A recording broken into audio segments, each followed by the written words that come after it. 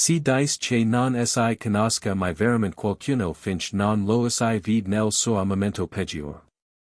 Elena vi ha imparato questa verità un martedì sera, seduta nell'attico del suo fidanzato, mentre assistiva a una scena che avrebbe sconvolto la maggior parte del don. Ma Elena non si è lasciata abbattere. Si è trasformata in qualcosa di molto più pericoloso. Cosa succede quando la donna perfetta scopre di aver giocato la partita sbagliata fin dall'inizio? Quando la rabbia diventa calcolo e il tradimento il catalizzatore della trasformation. Restate fino alla fine per scopre fin dove può spingersi la vendetta. Cliccate sul pulsante, mi piace, e scrivete la vostra città nei commenti, vediamo quanto in alto arriva questa storia. Lo champagne era dom Perignon, annata 2008. Elena Vans lo sapeva perch era stata lei a ordinarlo. Tre cas consegnate all'attico di Adrian Cole quella mattina per la festa privata di cui aveva parlato prima. La loro festa di fidanzamento era tra 2 settimane e Adrian aveva lavorato fino a tardi ogni sera alla campagna social. Voleva fargli una sorpresa, ricordargli che capiva l'oppressione che subiva, che sarebbe sempre stata lì a sostenerlo. L'ascensore per il suo attico richiedeva una tessera magnetica. Elena ne possedeva una da 6 mesi, da quando Adrian lo aveva fatto la proposta di matrimonio sulla terrazza di quell'edificio. Lo skyline di Seattle brillava alle loro spalle, promessa di tutto ciò che sarebbero diventati insieme. Aveva trascorso che mesi a perfezionarsi. Il suo guardaroba era ora pieno di capi eleganti e sobri, degni della moglie di un senatore. La sua agenda era coordinata con I suoi impegni politici. Le sue opinioni, attentamente ponderate, erano pensate per sostenerlo senza oscurarlo. Elena Vans era stata preparata per questo ruolo per tutta la vita. Figlia di Jonathan Vans, la sua società di investimenti aveva costruito metà del patrimonio immobiliare commerciale del Pacifico nord-occidentale, era cresciuta con la consapevolezza che I matrimoni del suo calibro non si basavano solo sull'amore, ma anche sull'eredità, sul potere e sull'alliance strategic. Adrian Cole, con il suo fascino de Kennedy e il suo autentico talento politico, era perfetto. Il loro matrimonio sarebbe stato immortalato da Vanity Fair. I loro figli avrebbero frequentato lo stesso scuole private che I figli degli operatori sanitari avevano frequentato per generazioni. Aveva 28 anni e tutto stava andando esattamente secondo I piani. Le porte dell'ascensore si aprirono direttamente nell'attico di Adrian. Elena ne usci con una bottiglia di champagne dianata e un sorriso che aveva impiegato anni a perfezionare. Un sorriso caloroso ma non disperato, sicuro di sé ma non minaccioso. Le luci erano soffuse, cosa insolita. Adrian di solito lavorava nel suo ufficio con tutte le lampade accese, la sua intensità si manifestava nell'incapacità di tollerare l'ombra. Adrian. La voce proveniva dal corridoio. Abbiamo portato lo champagne. Pensavo che potessimo. La voce si interruppe. Il suono la raggiunse per primo, al piano di sotto, inconfondibilmente ritmico. Per un attimo il suo cervello si rifiutò di elaborarlo, catalogando in vista tagli irrilevanti. La bottiglia di champagne era fredda nel palmo della sua mano. Lo su nuovo scarpe Louboutin lo stringevano il piede sinistro.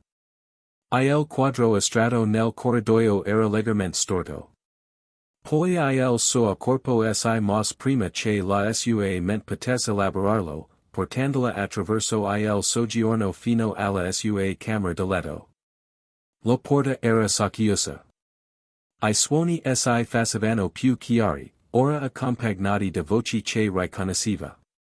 Elena si era sempre vantata della sua compostezza. Nel dormitorio, quando Madison Fletcher aveva diffuso pettegolezzi maligni su di lei, Elena aveva sorriso e vinto il premio di reginetta del ballo.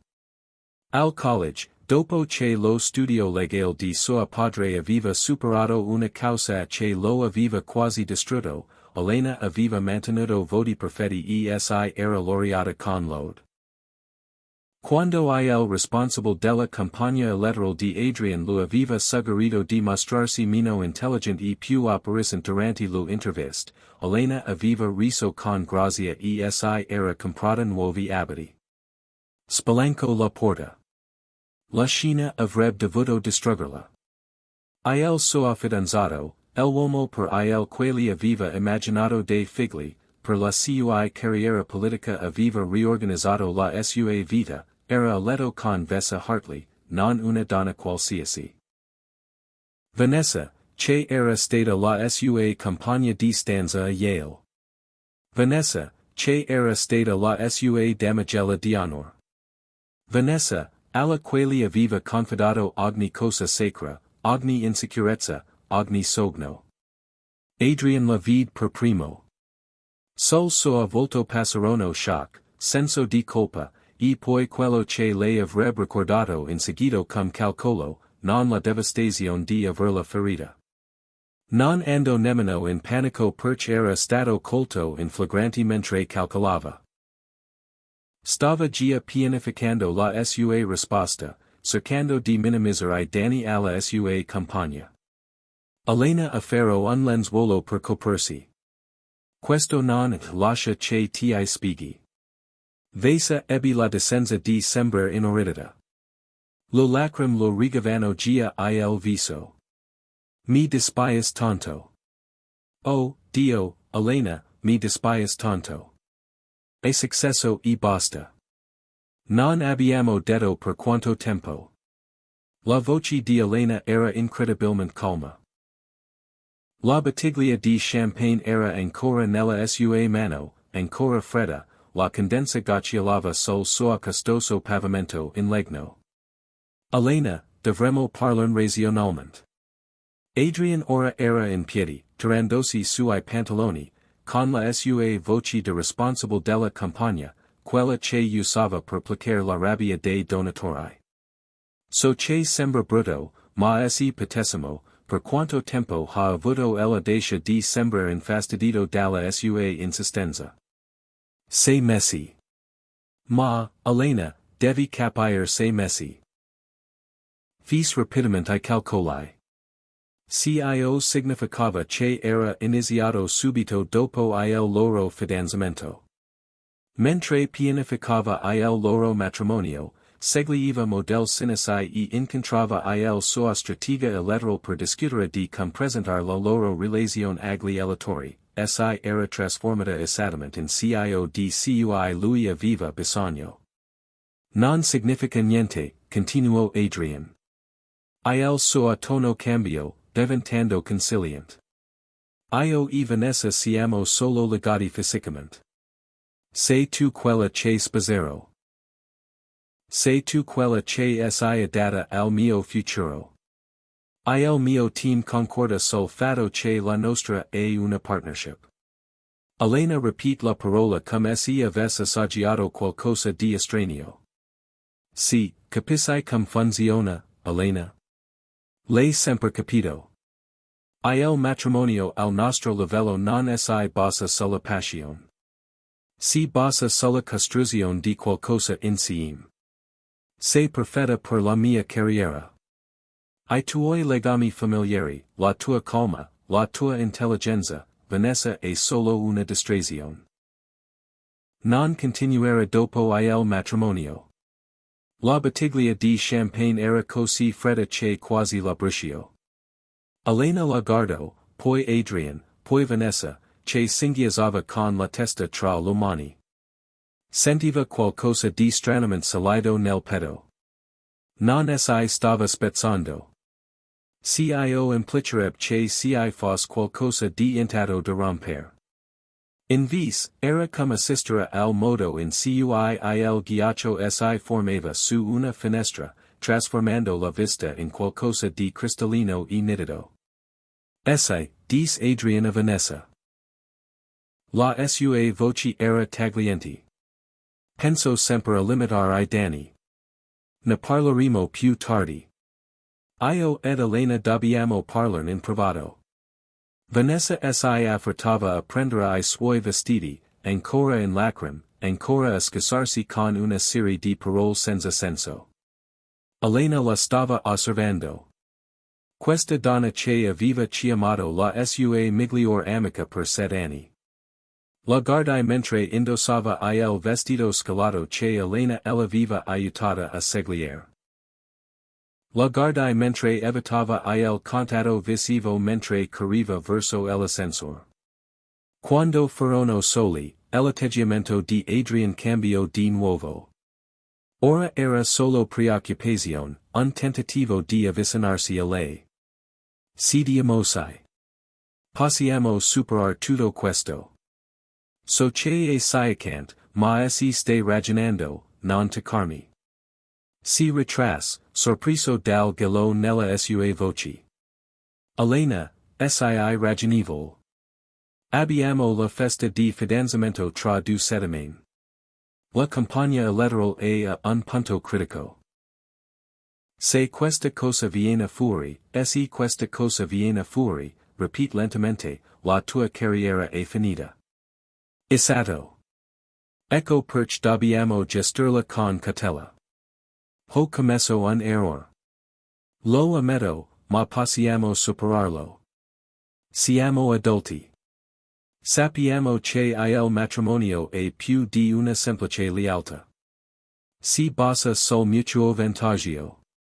L'azienda di tuo padre si sta espandendo commercialmente. La mia compagna ha bisogno di investitori. La tua famiglia ha bisogno dei contatti politici che posso offrire. Abbiamo bisogno l'uno dell'altro. Sarà una verità che era stata fin troppo accuratamente addestrata a riconoscere. Non era una partner. Era una risorsa politica. Una risorsa astruta, con autem conoscenze, abbastanza attraente da operare bene in foto e che sapeva quando tessera. Qualcosa nel suo petto passo dal freddo al ghiaccio. Dal ghiaccio allo zero assoluto. Assolutamente. Hai ragione, dis lentamente. Un senso di sollievo lo inondò il viso. Sapevo che avresti capito. Sei sempre stato così intelligente in quest cose. Stabiliremo del regole di base di ora in poi. Dopo le elezioni, una volta che mi sarò insediato al Senato, potremo discutere di un accordo più flessibile. Molti matrimoni politici funzionano così. E civil. Elena posò la bottiglia di champagne sul suo como con squisita precisione. Capisco, Adrian. Per la prima volta, probabilmente capisco perfettamente. Ok. Supereremo tutto questo insieme. Ora sorrideva. Di nuovo sicuro di sé. Lo aveva conquistato. Vinceva sempre. Ora penso che sia meglio si torni a casa stasera. Calmiamoci entrambi e possiamo pranzare domani per discutere su come procedere. In un posto appartato. Il mio responsabile della campagna elettorale vorrà intromettersi. Non pranzerò con te, Adrian. Il suo sorriso sibilò. Elena, non fare la drammatica. So che sei ferita, ma io non lo sono. Lo guardo dritto negli occhi. Forse per la prima volta lo vide senza il filtro di chi doveva essere. Non era bello. Non davvero. Il suo fascino era studiato. La sua sincerità era costruita, persino la sua passione politica era attentamente calcolata per ottenere il massimo effetto. Non sono ferita perché non si può offrire qualcosa che non si mai avuto. Cosa intendi? Stiamo insieme da 2 anni. Non hai costruito una carriera per 2 anni e io sono stata solo una comparsa nella tua produzione. Ma ora è finita. L'espressione di Elena si dipende sul suo volto. Pensa a quello che stai dicendo. Se rinunci a questo fidanzamento, rinunci a tutto.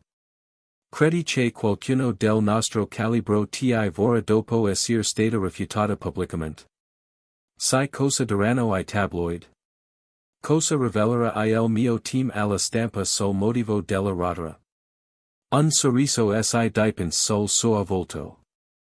Ecco il vero Adrian, non quello passional che commette errori, ma lo stratega. Te lo dico, se rompi questo fidanzamento, distruggerò la tua reputazione. Sarai la donna instabile che non ha saputo gestire la pressione della vita politica. L'assisa sociale che non è stata abbastanza per la ristretta cerchia. L'azienda di famiglia è già in una situazione precaria dopo il processo dell'anno scorso. Credi che io possa sopravvivere alla perdita dei contatti che la mia azienda mi offre? Credi che tuo padre ti perdonerà per avergli fatto perdere tutto cio che ha costruito? Elena lo studio. 2 anni fa, questa minaccia l'avrebbe terrorizzata. 6 mesi fa, l'avrebbe tenuta a distanza. Persino 6 ore fa, avrebbe fatto un'analisi costi-benefici e sarebbe rimasta. Ma qualcosa era cambiato. Qualcosa di fondamentale si era liberato dentro di lei, e non era debolezza. Era rabbia pura e cristallina che pensava con perfetta chiarezza. Hai ragione su una cosa, disse a bassa voce. Se mi vedo, si saranno del conseguenze. Un lampo di sollievo lo attraverso di nuovo il viso. Esattamente.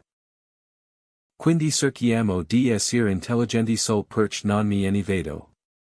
Ti distruggerò. Silenzio. Poi Adrian rise. Distruggermi.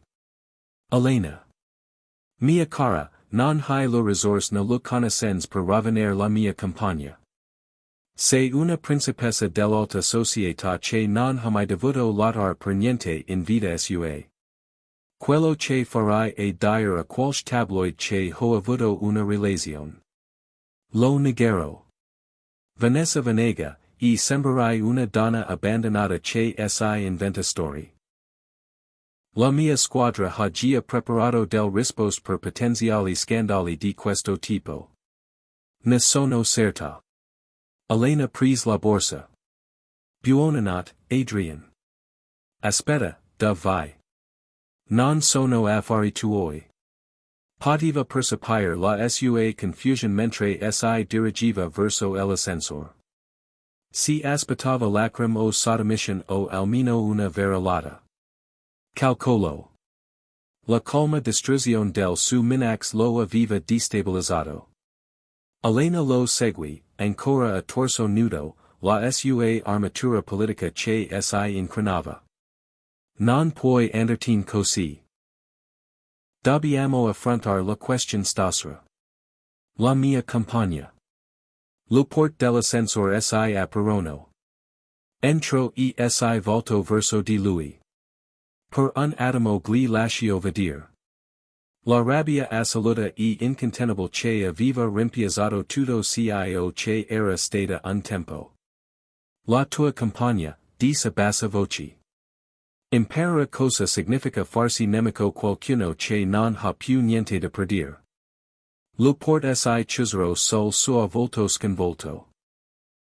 Elena non tornò a casa, ma al suo appartamento a Bologna, con I suoi mobili scelti con cura e lo pareti tappati di fotografi, dove lei e Adrian erano impegnati in eventi della campagna elettorale, non alla tenuta sul lungomare dei suoi genitori a Madison Park, dove sua madre avrebbe già pianificato come limitare I danni e suo padre avrebbe calcolato le implicazioni finanziarie. Guido verso sud attraverso quartieri sempre più degradati, dove lo scintillant skyline di Seattle lasciava il posto a magazzini industriali e cantieri navali. Non aveva una meta precisa. Semplicemente guidava con una mano ancora sul volante, la mente lucida per la rabbia che lo rivoliva dentro, fermandosi a un semaforo e scorgendo il suo riflesso nello specchietto retrovisor. La donna che la fissava era una sconosciuta. Trucco impeccable, abbigliamento impeccable, I perfetti orecchini di diamanti che Adrian lo aveva regalato per il loro primo anniversario. Un guscio perfettamente costruito che non conteneva assolutamente nulla di real. Il semaforo diventò verde, e le riparti. 20 minuti dopo si ritrovo in un parcheggio davanti a un edificio de cui pulsava la musica a tutto volume. C'era scritto Inferno, un locale in cui non era mai stata prima, in un quartiere che lo era stato insignato a evitare. Un posto dove gente pericolosa faceva cose pericolos, ben lontano dal mondo ascetico in cui aveva vissuto. Elena parcheggio la sua Mercedes tra una motocicletta e un pick-up con I vetri oscurati. Attraverso il parabrezza poteva vedere l'ingresso, rosso neon, una fila di uomini vestiti di pelli tatuati, una guardia alta come un quarterback professionista. Cosa si faceva lì? Non lo sapeva. Ma la rabbia che aveva sostituito la sua vita attentamente controllata la spingeva in avanti, susrendo che il mondo patinato dell'ambizione politica e dei matrimoni strategici era una menzogna. Se voleva il vero potere, un potere che non richiedesse promesse, bellezza o regole pensate per tenerla decorativa e docile, doveva entrare in un gioco completamente diverso. Elena si sdolò. La fila si aprì automaticamente davanti a lei. Il suo abito fermato e lo scarpe costos erano abbastanza incongrui da attirare l'attenzione. La guardia del corpo lo squadro da capo a piedi con un'espressione incomprensibile. Club privato, dis. Solo per soci. Vorrei parlar con il responsable. Rise, signora, ha perso. No.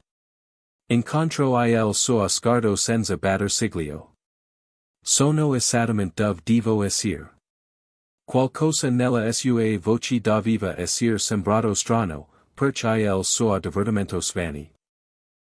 Tiro fuori un telefono, parlo a bassa voce, poi la guardo di nuovo con rinnovato apprezzamento. Aspetta. Passarono 5 minuti.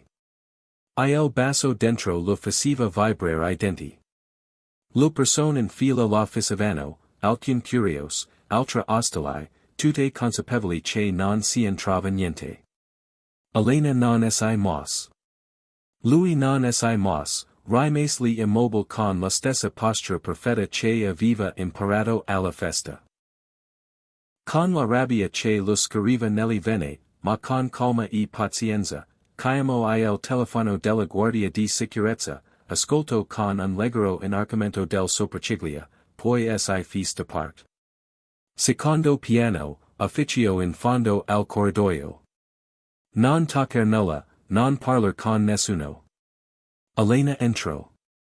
Il locale era esattamente come si l'era immaginato, bio, affollato, pericoloso, Illinois tipo di posto dove I soldi si scambiavano sottobanco e nessuno faceva demand. Ignoro gli sguardi mentre saliva lo scale, I tacci che scricchiolavano sui gradini di metallo. Il corridoio del secondo piano era più silenzioso, fiancheggiato da porte che probabilmente conducevano a stands private per attività che non voleva nemmeno immaginare. In fondo, la luce filtrava da un ufficio aperto. Si diresse verso di esso. L'ufficio era sorprendentemente sofisticato. Mobili in pelle, o per diarte costos, una parete di monitor che mostravano I segnali di sicurezza provenienti da tutto il locale, dietro un'enorme scrivania, sedeva un uomo che lo tolse il fiato. Avrà avuto forse 35 anni e indossava un abito nero, evidentemente confezionato su misura per esaltare lo su spall larghi la sua corporatura passante. Capelli scuri, occhi ancora più scuri e un viso troppo difficile da definire bello, ma attraente in un modo che faceva infuriare la bellezza. Irradiava controllo, quel tipo di controllo che non aveva bisogno di essere annunziato o imposto perché era semplicemente assoluto. Quando alzo lo sguardo dai documenti che stava esaminando, il suo sguardo era fisso su di lei con un'intensità che avrebbe dovuto spaventare. Elena non provò altro che sollievo. Finalmente c'era qualcosa di real. Signora Van. La sua voce era profonda, con un accento che non riusciva a identificare. Aspettavo da tempo una persona come lei, anche se ammetto di non aspettarmi di vederla stasera. Sa chi sono? Tutti sanno chi è lei. La bellissima fidanzata del senatore Cole, la perfetta moglie politica. Si appoggiò allo schienale della sedia, anche se sospetto che qualcosa sia cambiato dal foto del fidanzamento. Come è arrivata qua? È nel mio club.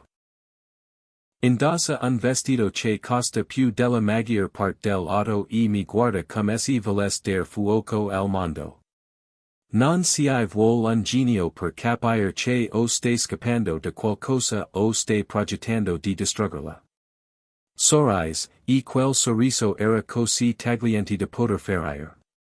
Sono Dominic Moretti, e penso che potremmo aiutarsi a vicenda. Il cuore di Elena batteva forte. Ogni istinto, instillato in lei da anni di attenta socializzazione, lo urlava di andarsene, che quell'uomo era pericoloso, che lei era completamente al di là del suo potenziale, ma la rabbia dentro di lei era più forte. Voglio distrugger Adrian Cole, dischiaramente. La sua compagna, la sua reputazione, tutto cio che ha costruito. Voglio che perda così completamente da non poterlo mai più recuperare. Il sorriso di Dominic si allargò. Un'ambizione non da poco per la fidanzata di un senatore. Ex fidanzata di 2 ore prima, curiosamente, si alzò, e lei si rese conto che era alto, poco più di 1,80 m, con una presenza che riempiva la stanza. Si avvicinò a un carrello bar e verso 2 bicchieri di qualcosa di imbrato. Spiegami perché dovresti aiutarti a commettere un assassinio politico quando le campagne del senatore Cole sono state così utili a certi interessi economici di questa città. Perché io so del cos, ha detto Elena. So da dove vengono I soldi, so quali donatori si aspettano quali favori. So dei conti offshore e degli accordi sottobanco e so esattamente come la sua compagna ha aggirato la lega lateral negli ultimi 18 mesi. È una buona leva, ma non è sufficient per interessarmi. Cosa sarebbe sufficient? Dominic lo porse un bicchiere e studiò il suo viso con un'intensità che sembrava essere stata decisionata. Cosa sei disposto a barattere per la tua vendetta, Navon? Perch tutto ha un prezzo, e io non faccio favoritismi. Non importa quanto siano belli o arrabbiati. Elena beve un sorso di whisky. Brusciava mentre sendiva, ma il brusciore sembrava purificante. Cosa vuoi? Adrian Cole è stato molto cauto riguardo agli elementi criminali con cui si associa.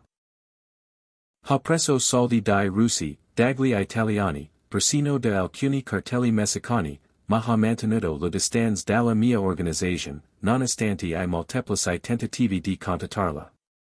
Questo mi ha messo in svantaggio in cert traditive.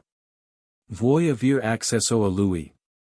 Voglio informazioni, nomi, conti, contatti, tutto quello che sai conoscere la rete. In cambio, ti darò gli strumenti per distruggerlo. Questo è tutto. Elena si aspettava qualcosa di più oscuro, più viscerale. Il sorriso la voce di Dominic era diventata quasi gentile. Navens, l'informazione è potere. Tutto il resto, violenza, minax, drammi, e solo teatro. Se vuoi davvero distrugger qualcuno, lo smantelli pezzo per pezzo finché non gli resta più nulla su cui appoggiarsi. Ora mi insegnerai. Io fornirò lo risorse. La distruzione. Lo farai tu stessa. Non creo I mostri navens. Li aiuto solo a prosperar. Elena guardo nel suo bicchiere, vedendo il suo riflesso distorto nel liquido embrato. 24 or prima, stava organizzando I preparativi per una festa di fidanzamento. Ora sediva nell'ufficio di un boss del crimen, negoziando I termini della vendetta. Avrebbe dovuto essere terrorizzata, avrebbe dovuto fuggire nel suo mondo sicuro e ascetico. Invece, si sentiva viva per la prima volta da anni. Avrò bisogno di accedere ai suoi file, dis. Di tutto cio che ti ho dato avrò bisogno di copy, prove fat e precision. Quando tutto questo avrà inizio, si vendicarà. Il suo responsable della campagna elettorale ha aganzi con persone molto sgradevoli. Sarai intoccabile. Allora abbiamo un accordo. Elena tis la mano. Domenico la strinse con una presa ferma e calorosa. Un'ultima cosa, navens cosa. Una volta imbeccata questa strada, non si torna indietro. La tua vecchia vita, lo fest dell'alta società, lo conoscenze politiche, la reputazione costruita con cura, tutto questo muore nel momento in cui segui questa strada. Sei pronta? Elena ripensò al volto di Adrian dopo che aveva calcolato come usarla. Pensai alle lacrime di Vanessa che non significavano nulla. Il pensiero di una vita trascorsa a essere perfetta, impeccabile e, in definitiva, impotent. La mia vecchia vita è morta nel momento in cui sono entrata in quella camera da letto, disse a bassa voce. E solo il mio modo di seppellire il cadavere. Dominic rise. Una risata vera, venata di sincero divertimento. Penso che mi piacerebbe lavorare con te, signora Vance. Elena, la caresse. Se dobbiamo distruggere insieme il mio ex fidanzato, probabilmente dovresti usare il mio nome di battesimo. Poi Elena alzò il bicchiere per vendicarsi. Lo fece tintinare contro il suo in segno di rivoluzione. Beh vero, e da qualche parte nel locale sottostante, la musica cambiò tono, assumendo una tonalità più cupa, qualcosa che suonava come una promessa e una minaccia allo stesso tempo. Elena Van era entrata nell'edificio, ma la donna che inizierebbe uscita era completamente diversa. Qualcuno di pericoloso, qualcuno di libero, qualcuno di stanco di conformarsi alle regole create per tenerla piccola. Il gioco era cambiato, e lei avrebbe vinto. Il whisky si attenuò con il secondo bicchiere. Elena sediva di fronte a Dominic Moretti nel suo ufficio Illinois locale che pulsava sotto di loro, sentendo gli ultimi fermenti del suo vecchio io dissolversi come zucchero nell'acido. Parlami della struttura finanziaria di Adrian, disse Dominic, riempiendosi di nuovo il bicchiere. Comincia dai conti della campagna elettorale. Elena non esito. Lo informazioni stavano venendo a galla e la rotavano con precisione chirurgica. Numeri di conto che aveva memorizzato mentre analizzava lo spese del matrimonio che Adrian aveva insistito fossero state pagate con I fondi della campagna, nomi di donatori a cui aveva sorriso durante lo scene di raccolta fondi mentre catalogava mentalmente affari discutabili. Pratique, trasferimenti esteri che aveva notato nei documenti lasciati con noncuranza sulla sua scrivania. Era stata addestrata per tutta la vita a essere attenta, a ricordare I dettagli, a essere all'ospite perfetta, senza mai dimenticare un nome o una preferenza. Adrian aveva pensato che quel capacità la rendessero utile. Non si era risa canto che la stavano rendendo pericolosa. Dominic ascoltava senza interrompere, prendendo occasionalmente appunti su un tablet. Quando ebbi finito, la guardo con qualcosa che poteva essere rispetto. Hai una memoria straordinaria. Mi hanno insegnato a essere attenta. La mamma diceva sempre che la risorsa più preziosa della moglie di un politico era saper tutto, ma fingere di non saper nulla. Tua madre sembra una donna interessante. Mia madre, disse Elena con cautela, ha passato 40 anni a perfezionare l'arte dell'ignoranza strategica. Sapeva che mio padre aveva degli amanti. Sapeva che I suoi affari non erano sempre legali. Lo sapeva. Sorrisi recito la part alla perfezione. Prise un altro sorso di whisky. Non sarò con mia madre. Non era di accordo, Dominic. Non credo che lo farai. Si alzo esi dires verso uno dei monitor, premendo I tasti finch I documenti finanziari non riempirono lo schermo. Adrian era attento, ma non abbastanza. La maggior parte dei suoi finanziamenti illegali provien da società di comodo, di solito con 3 livelli di copertura. Il denaro provien da organizzazioni che distruggerebbero la sua campagna se fossero pubblicamente collegate a lui, la società metallurgica russa, tra l'altro. Prendancia soldi da un gruppo di lobby farmaceutico attualmente sotto indagine federale e da un consorzio immobiliare che so per certo ricicla denaro del carteo. Dominic si guardo intorno. La questione è come smascherare tutto questo senza che sembri un accordo politico.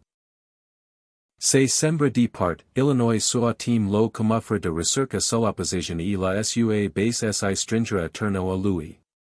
Elena studio lo schermo. La sua mente stava esaminando la possibilità. Se non sembras affatto politico?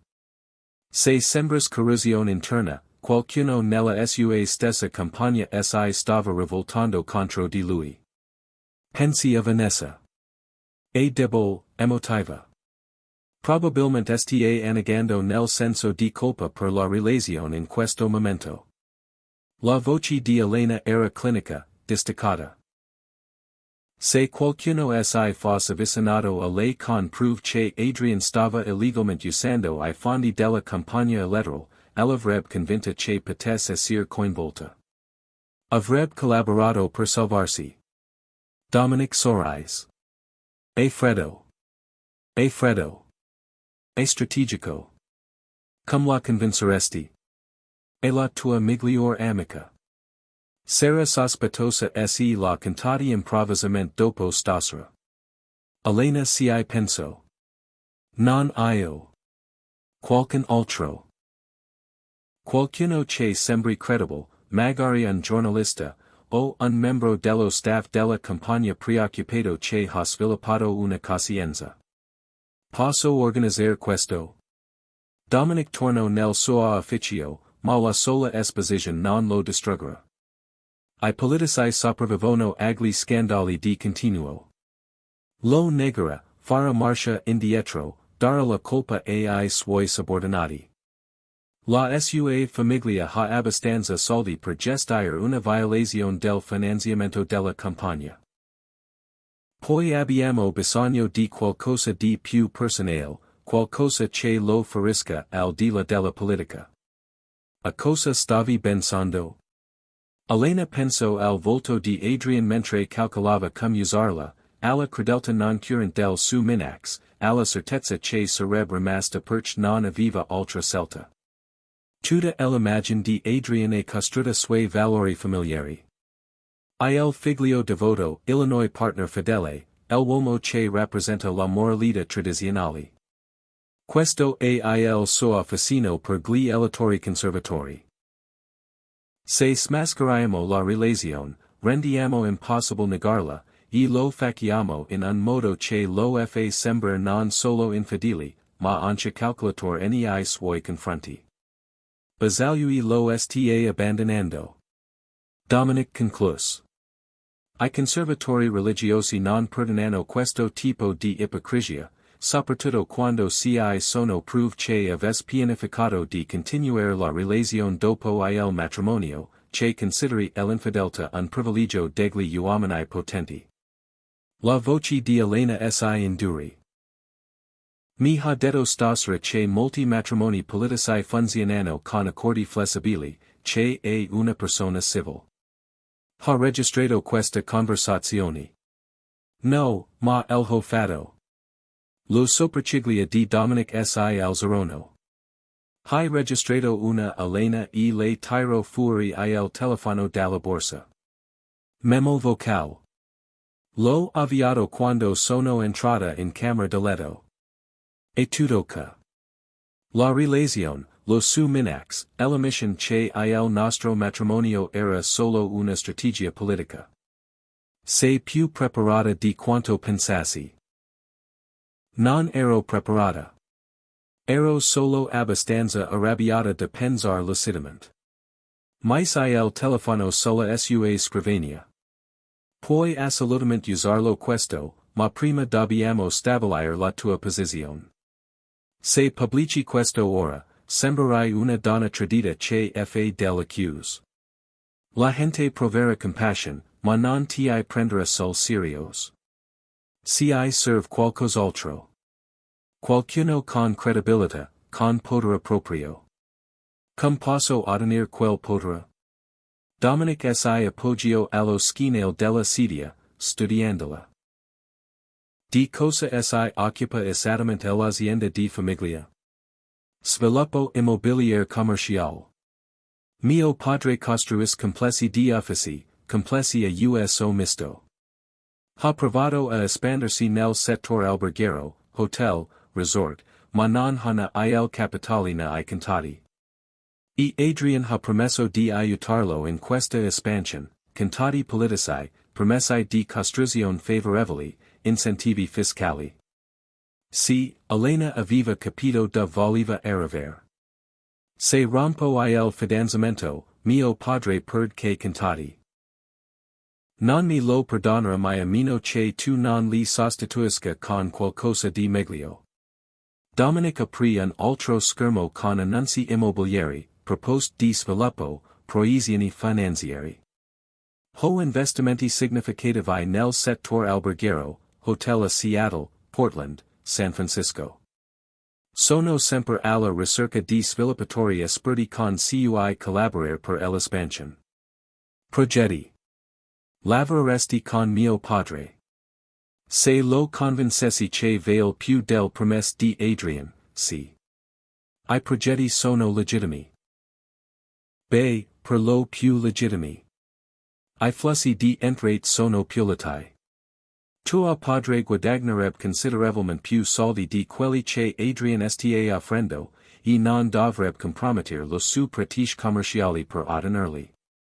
Elena elaboro questo. Tu ti stai offrendo di comprare la lealtà della mia famiglia.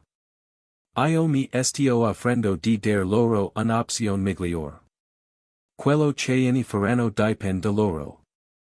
L'espressione di Dominic si fi seria. Ma Elena, capisci cosa significa? Se la tua famiglia prende I miei soldi, significa che sono collegati a me. I miei interessi commerciali non sono tutti legali. Alcuni dei miei soci sono pericolosi. Tuo padre lo saprà e dovrà fare una scelta. Ripulire I soldi dai legami politici o ottenere più soldi da legami che esistono nell'ombra. Prendere I tuoi soldi, dice Elena senza esitazione. La vita di mio padre è già sull'orlo del collasso dopo quel processo. Ha bisogno di capitali più che di rispettabilità. Sembrano molto sicuri. L'ho seguito per tutta la vita. Parla di eredità e reputazione, ma lui adora il profitto. Se gli offri un affare davvero vantaggioso, non ti farà troppe domande sulla provenienza dei soldi. Dominic annui lentamente. Allora fisserai un incontro domani. Dia tua padre che ti fidanzi e che hai dell'opportunità di lavoro alternative da discutere.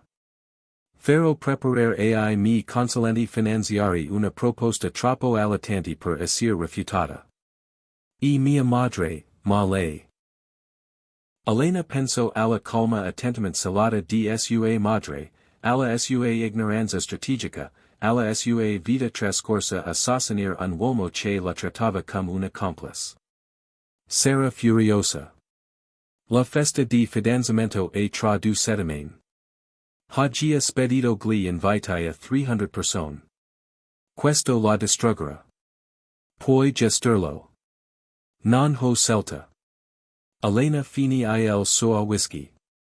Ma si vendicarà. L'arma di mia madre non sono I soldi o la politica, sono le conoscenze. Si assicurano che iosia nella lista nera di ogni commission di qualità, di ogni evento mondano, di ogni circolo che conta a Seattle. Elite, ti da fastidio. Elena si guardo intorno nell'ufficio. I monitor di sicurezza mostravano person pericolos che facevano cos pericolos. O per diarte costos che probabilmente erano state acquistate con soldi provenienti da attività illegali. L'uomo di fronte a lei, a capo di un impero costruito sulla violazione del regole che lo erano state insegnate come sacre. No, disse a bassa voce. Non mi dà fastidio affatto. Il sorriso di Dominic era di approvazione. Bene, per una volta iniziato, non si torna indietro. Adrian ti sta combattendo slealmente. Userà ogni contatto, ogni minaccia, ogni arma a sua disposizione. Sei pronta? Sono pronta a combattere ancora più slealmente. Allora dovremo discutere ai termini. Elena si irrigidi. Che tipo di termini? Mi sto dando informazioni prezio sulla rete di Adrian. Informazioni che posso usare per I miei scopi. Nel piano, ti offro le risorse per distruggerlo e la partizione de ritorsioni, ma ho bisogno di sapere che sei dedita a questo, che non ti tirerai indietro quando le cose si faranno difficili. Io non lo farò. Dimostralo. Elena incrocio il suo sguardo. Come. Domani sera c'è una raccolta fondi per la campagna di Adrian. 500 donatori, l'intera elite politica del Pacifico nord-occidental dovrebbe partecipare in quanto sua fidanzata. Dominic si sporse in avanti. Voglio che tu sia veda. Voglio che tu sorrida e che recitai la tua parte alla perfezione, e voglio che tu metta qualcosa per me. Metti quello che tiro fuori da una piccola chiavetta USB nel cassetto della sua scrivania. Contiene documenti finanziari, non quelli di cui mi hai parlato, ma altri che ho ottenuto attraverso I miei canali. Prove di riciclaggio di denaro, contributi illegali, collegamenti con la criminalità organizzata. Niente che possa ricondurre a te o alle Tuesday informazioni. Se questa chiavetta venisse trovata nell'ufficio di Adrian dopo una soffiata anonima al giornalista giusto, inesterebbe un'indagine federale. Vuoi che hackeri il suo ufficio? Voglio che tu metta questa chiavetta nel suo ufficio durante il gala. Hai accesso, conosci I suoi codici di sicurezza. Nessuno metterà in dubbio il fatto che la fidanzata del senatore si trovi nel suo ufficio privato. Elena prese la chiavetta, Illinois suo peso insignificant nel palmo della sua mano. Se io sono un principe, tu non lo sarai. Farò in modo che qualcuno monitori la telecamera di sicurezza. Ti daranno esattamente quando mi avverti, quali stands evitare. Entrerai e userai in 2 minuti. E se qualcosa va storto, scapperai molto velocemente se hai il coraggio per questo tipo di guerra. La voce di Dominic era dura. Non lavoro con persone che non sanno gestire il rischio, Elena. Se vuoi il mio aiuto per distruggere Adrian, devi dimostrare di poter operare nel mio mondo. Elena guardò la chiavetta USB. Tutto cio che lo era stato insegnato lo diceva che questa era una follia, era una principessa di un'altra società, non una spia. Non si era intruffolata negli uffici, non aveva falsificato prove né commesso crimini federali, ma non era nemmeno la persona che quella sera era entrata in quell'attico aspettandosi champagne e romanticismo. Quella persona era morta. Questa nuova version, forgiata nel tradimento e nella rabbia, era tutt'altra cosa. Lo farò io, dis. Va bene. Dominic si alzo e lo porse la mano. Benvenuta nel gioco, Elena. Legli strinse la mano, sentendo I cali sul pomo, la forza nella sua presa. Cosa succede dopo che ho piazzato la trappola? Aspettiamo. Lasciamo che l'indagine si svolga naturalmente. Come sta accadendo oggi, lavoriamo per smascherare la relazione. Trasformiamo Vanessa in un peso che non può controller. Smantelliamo sistematicamente ogni pilastro che ha sostenuto la sua compagna finché non rimara più nulla. Quanto tempo ci vorrà? 3 mesi, forse 4. La distruzione è un'arte, non una corsa. Dominic lo lasciò la mano. Puoi essere paziente. Elena ripensò a tutti gli anni in cui era stata paziente. Paziente mentre Adrian costruiva la sua carriera. Paziente mentre sua madre la plasmava nella figlia perfetta. Paziente mentre tutti intorno a lei la trattavano come un oggetto bello e utile. Posso essere paziente, dis, perché io sappia che cadrà. Cadrà. Cade sempre. Domenica la accompagno alla porta. Un'ultima cosa. Non contattarmi direttamente. Farò in modo che qualcuno ti contatti domani per coordinare l'incontro di tuo padre e la logistica del gala. USA solo messaggi crittografati. Il responsabile della campagna elettorale di Adrian è abbastanza paranoico da controllare il tuo telefono. Capito? E Elena, lo affari legarmente il braccio mentre raggiunge la porta. Fai attenzione.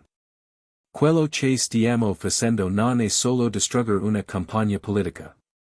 Stiamo smantellando l'intera vita di un uomo. Quando persone come Adrian si rendono conto che stanno perdendo, diventano imprevedibili. Pericolos. Anch'io, dice Elena a bassa voce. Domenica rise, si, comincio a capire. USCI dall'ufficio e torno indietro attraverso il locale, ignorando gli scarti, la musica, Illinois pericolo che sembrava pulsare nell'aria. Quando arrivo alla sua auto, rimase seduta al posto di guida per un lungo istante. La chiavetta USB lo brusciava nella borsa. Cosa stava succedendo? La domanda non la spavento quanto avrebbe dovuto.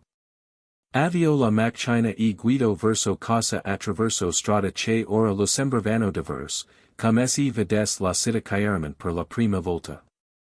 Superfici lucide, grattacieli scintillanti, ristoranti costosi, facciate curate nei minimi dettagli.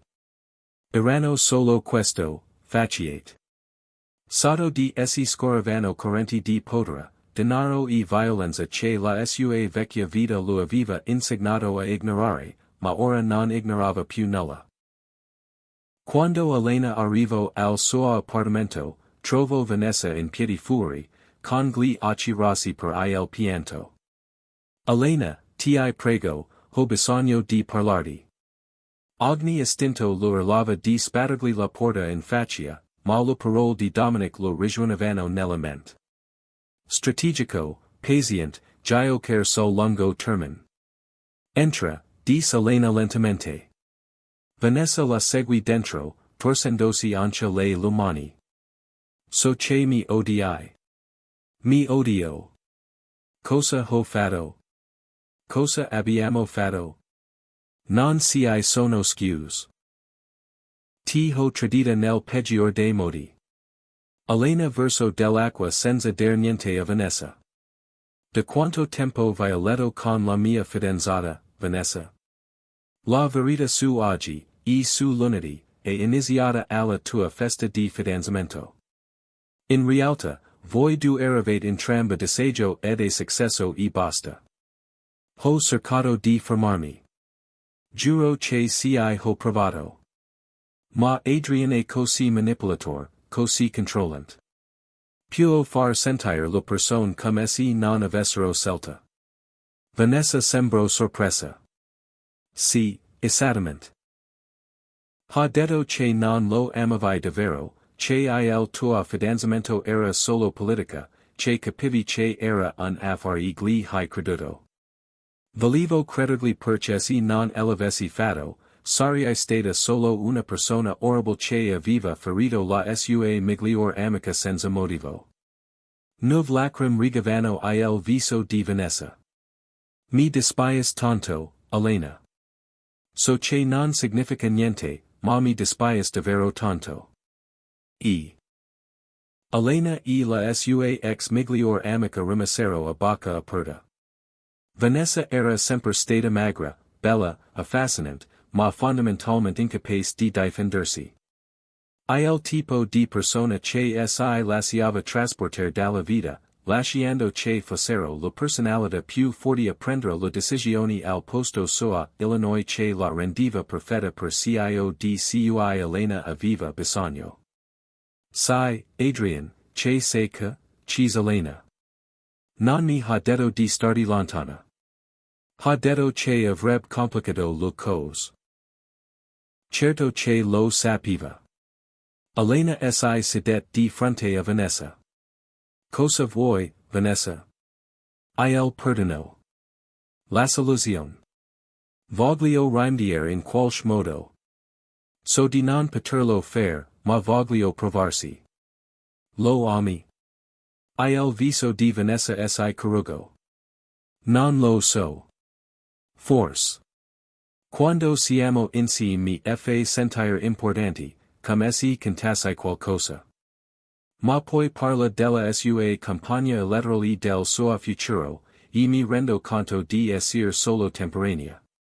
Una distrazione, come ha detto anche a te. Quindi siete entrambi usati. Elena lasciò che le parole fluttuassero tra loro. Adrian non ama nessuna di noi. Siamo entrambi solo pedin sulla sua scacchiera politica. Inizia a vedere Vanessa e aspetti I suoi occhi. Cosa farai? Lo sposerai ancora? Elena aveva preso una decisione. No, Illinois fidanzamento è finito. Oh, Vanessa sembrava sollevata e in colpa allo stesso tempo. Hai intenzione di dire alla gente perch. Non devo ancora gestire la situazione con cautela. Adrian minaccia di rovinare la mia reputazione e rendo pubblica questa cosa.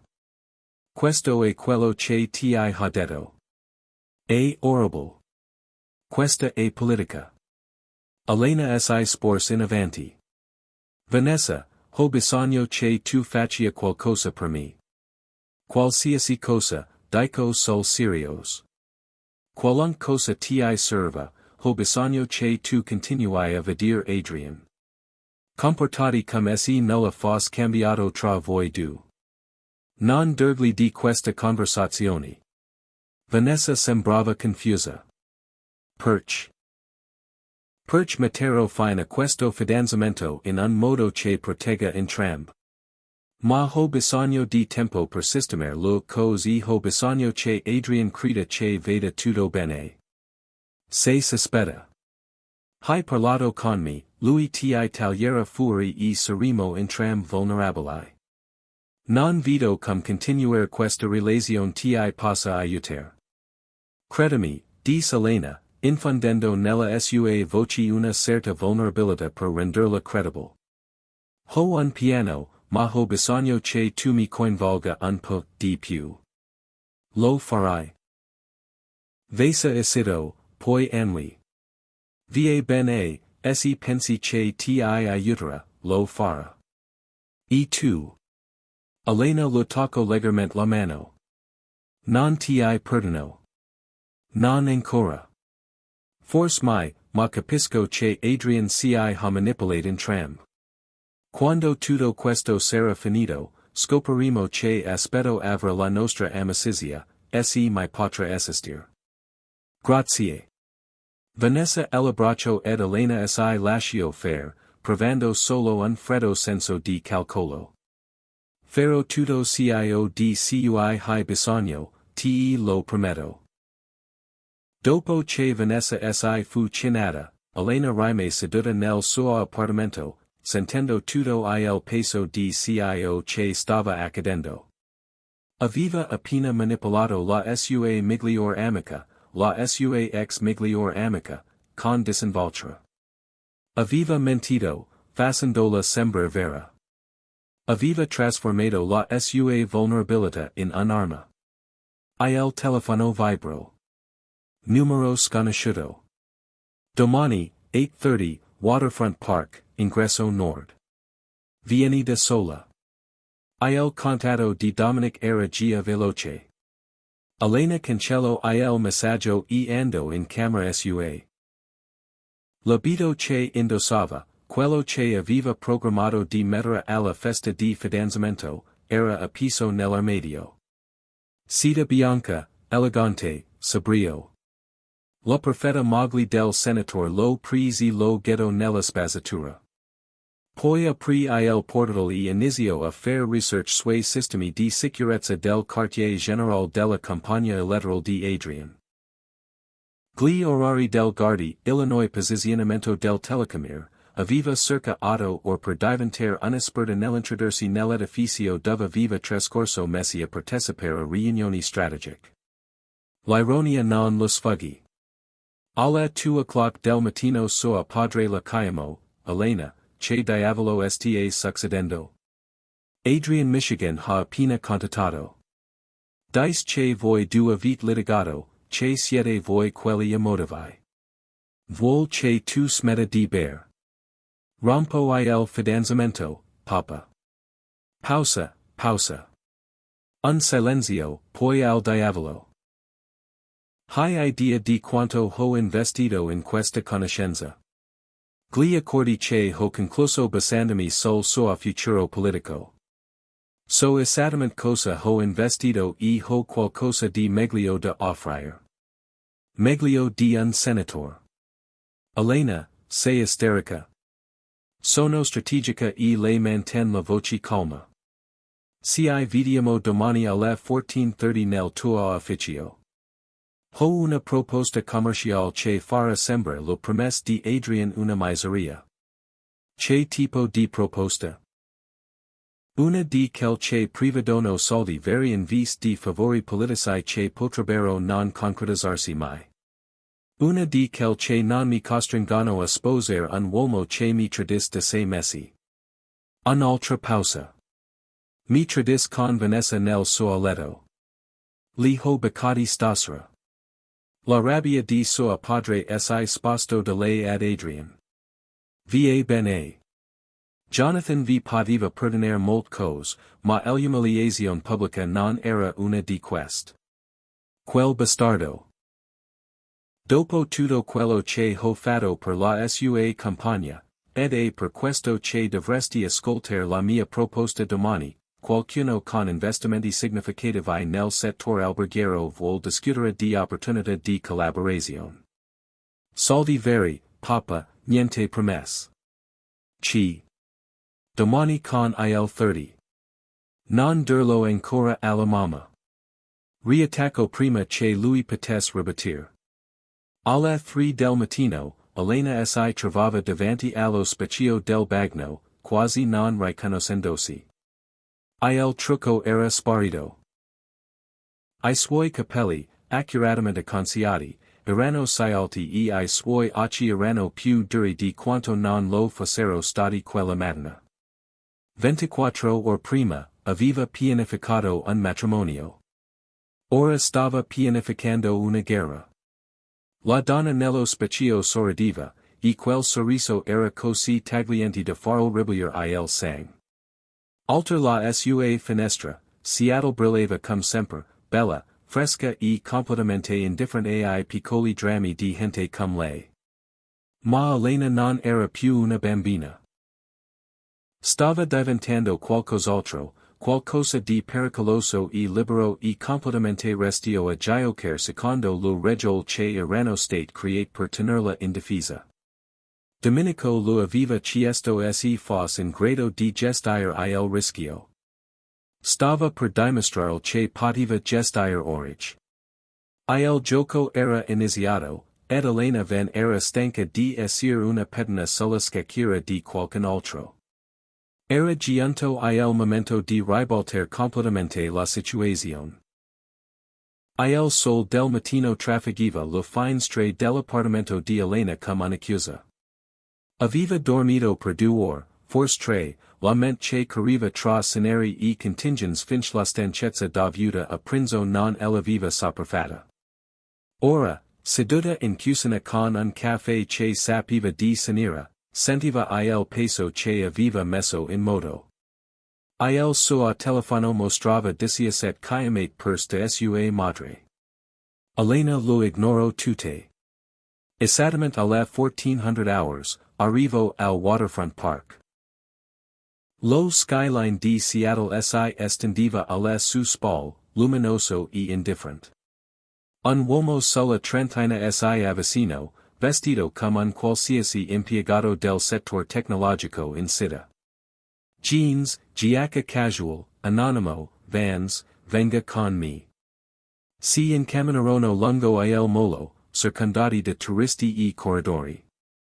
Origin li avrebbe osservati, avrebbe visto 2 persone che facevano una normale conversazione. Gala di domani sera, di senza preamboli. La sicurezza sarà rigida ma prevedibile. L'ufficio di Adrian al terzo piano, nell'angolo sud-est, entrerai dalla hall principale, prenderai l'ascensore riservato al personale alle 9:45. Il cambio turno del guardi e alle 9:30, il che ti da 15 minuti di tempo prima che la nuova squadra si sistemi. Telecamere, tre nel corridoio che porta al suo ufficio. Registreremo le immagini in loop. Avrai 4 minuti da quando entri nel corridoio fino a quando qualcuno non si accorge del loop. Entra, metti l'unità nel cassetto inferiore della sua scrivania, sotto I documenti, ed si. Il cuore di Elena batteva forte negli costoli. Se qualcuno mi vedesse entrar nel suo ufficio.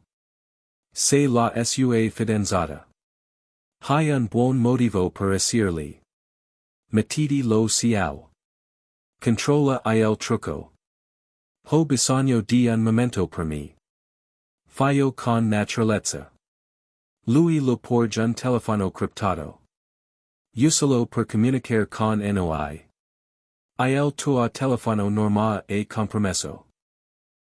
Il responsabile della campagna elettorale di Adrian ha installato un software di monitoraggio 3 settimane fa.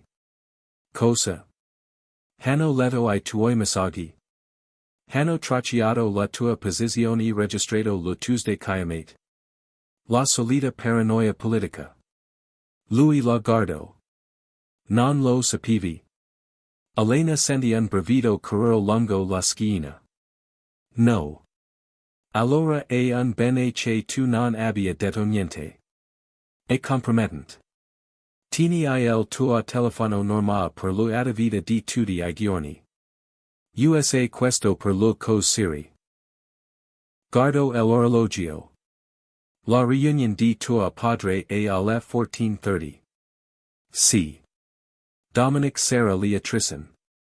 La proposta è solida. 20 milioni di capitali di sviluppo, partnership in 3 progetti alberghieri. Proisiani di facerato che faranno dimenticare tua padre che Adrian Colasae mai assistido. E mio padre cedera del passato di Dominic, ricevere la version semplificata. Un uomo di affari rispettable, investimenti nel settore alberghiero, qualche legame con famiglie benestanti del nord-est. Tutto cio e tecnicamente vero. Quello che tua padre seguiera di indagare oltre a questo sono affari suoi. Avevano raggiunto la fine del molo. L'uomo si volto verso di lei per la prima volta. Ultima possibilità di tirarsi indietro, signora versus. Dopo domani sera non si torna indietro. Avrà commesso un reato federale. Dominic possiederà una parte di lei, che lo piaccia o no. Elena guardo l'acqua grigia e agitata sotto il cielo nuvoloso. La gia fatto. Nel momento in cui sono entrata in quel locale, ho fatto la mia scelta. Alcune persone fanno scelte cui si pentono. Io non lo farò. Incontro il suo sguardo. A Dominic che sarò pronta domani sera. L'uomo annui si allentano, scomparendo tra la folla come se non fosse mai esistito. Elena rimase sola sul molo, con il telefono criptato stretto in tasca, chidendosi ci stesse diventando. Poi smise di chiederselo e iniziò a prepararsi. L'ufficio di suo padre occupava l'ultimo piano di un edificio a Pioneer Square, tutto vetro e acciaio, frutto di un successo attentamente calcolato. Jonathan Van sedeva dietro la sua scrivania come un re sul trono, con un'espressione tempestosa. Steo sedeva, esaminando I documenti sparsi sulla scrivania, bilanci, contratti di prestito, accordi di partnership. Suo padre era un uomo che viveva e moriva per I numeri. Ho parlato con Adrian stamattina, inizio. Dice che sei spaventata, che sei emotiva prima del matrimonio. E disposto a chiudere un occhio sul tuo comportamento di ieri sera. Se ti scusi e io non mi scuso, non lo sposo. Il volto di suo padre si incupi. Capisco cosa stai battendo via lo conoscenze, l'opportunità di vedere mio marito tradirmi mentre sorrido alla telecamera. Lo conoscenze che mi costringono a essere solo un ornamento e a rimanere in silenzio. Elena si sporse in avanti. Il padre di Adrian va a letto con Vanessa de Messi. Ho lo prove che mi ha messo in faccia e mi ha detto che avrebbe continuato anche dopo il nostro matrimonio, perché così che funzionano I matrimoni politici. Jonathan Van strinse I pugni sulla scrivania. Quel bastardo. Sì, ma soprattutto, la sua compagna e carata. Finanziamenti illegali. Attività offshore, legami con organizzazioni che lo distruggerebbero se venissero scoperti se la cosa venisse galla, tutti quelli che sono legati a lui verrebbero indagati, compresa te. Come lo sai? Perch ho prestato attenzione durante tutte quelle riunioni strategiche cui mi hai mandato. Ho sorriso, mi sono fatta bella e ho memorizzato ogni dettaglio. Poi tiro fuori il suo cellulare e fis partire la registrazione dall'attico di Adrian. La confession della relazione, lo Minax, Illinois disinvolto rifiuto di considerare la loro relazione una strategia politica. Suo padre ascoltava, la sua espressione si incupiva a ogni parola. Ha minacciato di distruggere la tua reputazione, disse Jonathan a bassa voce quando ebbe finito. La nostra azienda. Sì, ecco perché sto interrompendo questo incarico, ed ecco perché devo immediatamente tagliare ogni legame con la sua compagna. Questo mi costerà milioni di dollari in mancati introiti. Gli accordi che ho strutturato attorno al suo futuro politico saranno sostituiti con qualcosa di meglio. Elena guardò l'orologio. Ho un appuntamento ca le 1500 hours. Ha una proposta per lei. Soldi veri, non promesse politiche. Chi. Prima che potesse rispondere, l'assistant di sua padre bussò alla porta ed entrò. Signor Vans, c'è un certo Dominic Moretti che vuol vederla. Dice di aver un appuntamento alle 1500 hours. Jonathan guardò Elena, che annui. Lasciatemi entrare.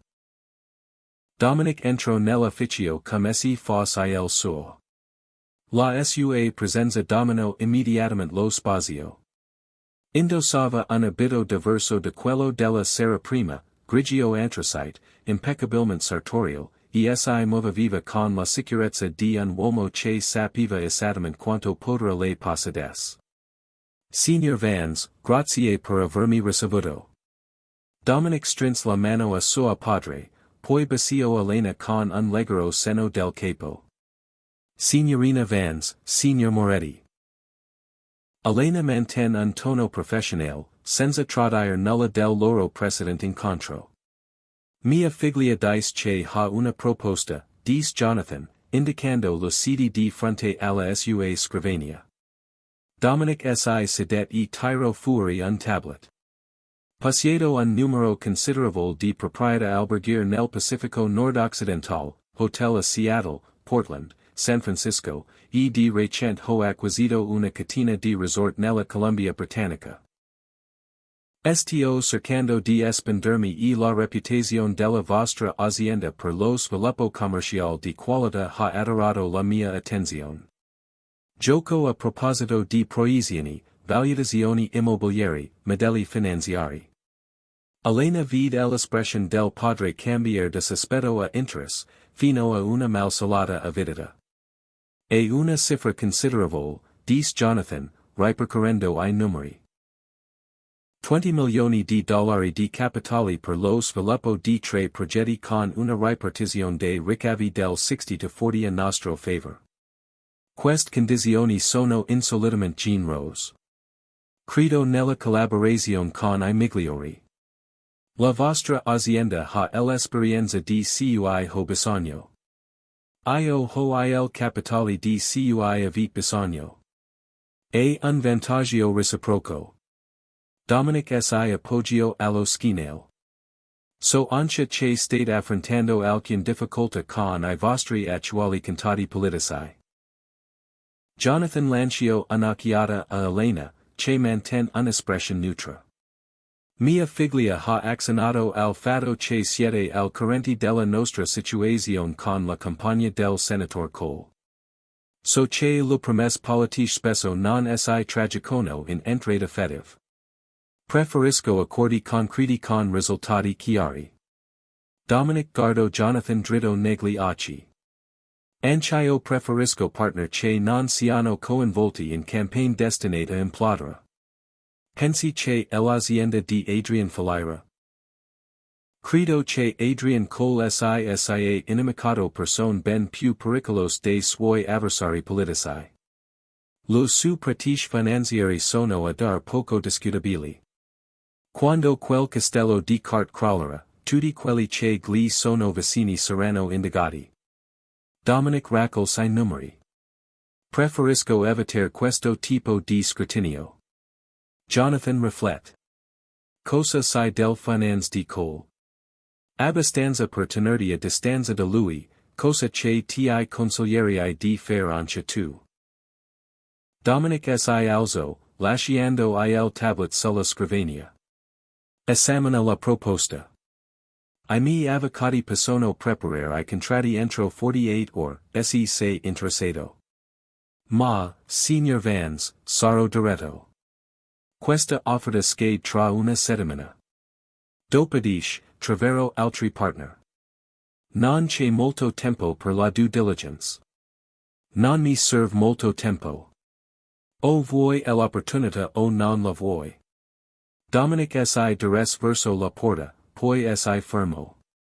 Un'ultima cosa. Ho sentito del voci secondo cui col starebbe pianificando di vendicarsi di tua figlia per aver rotto il fidanzamento.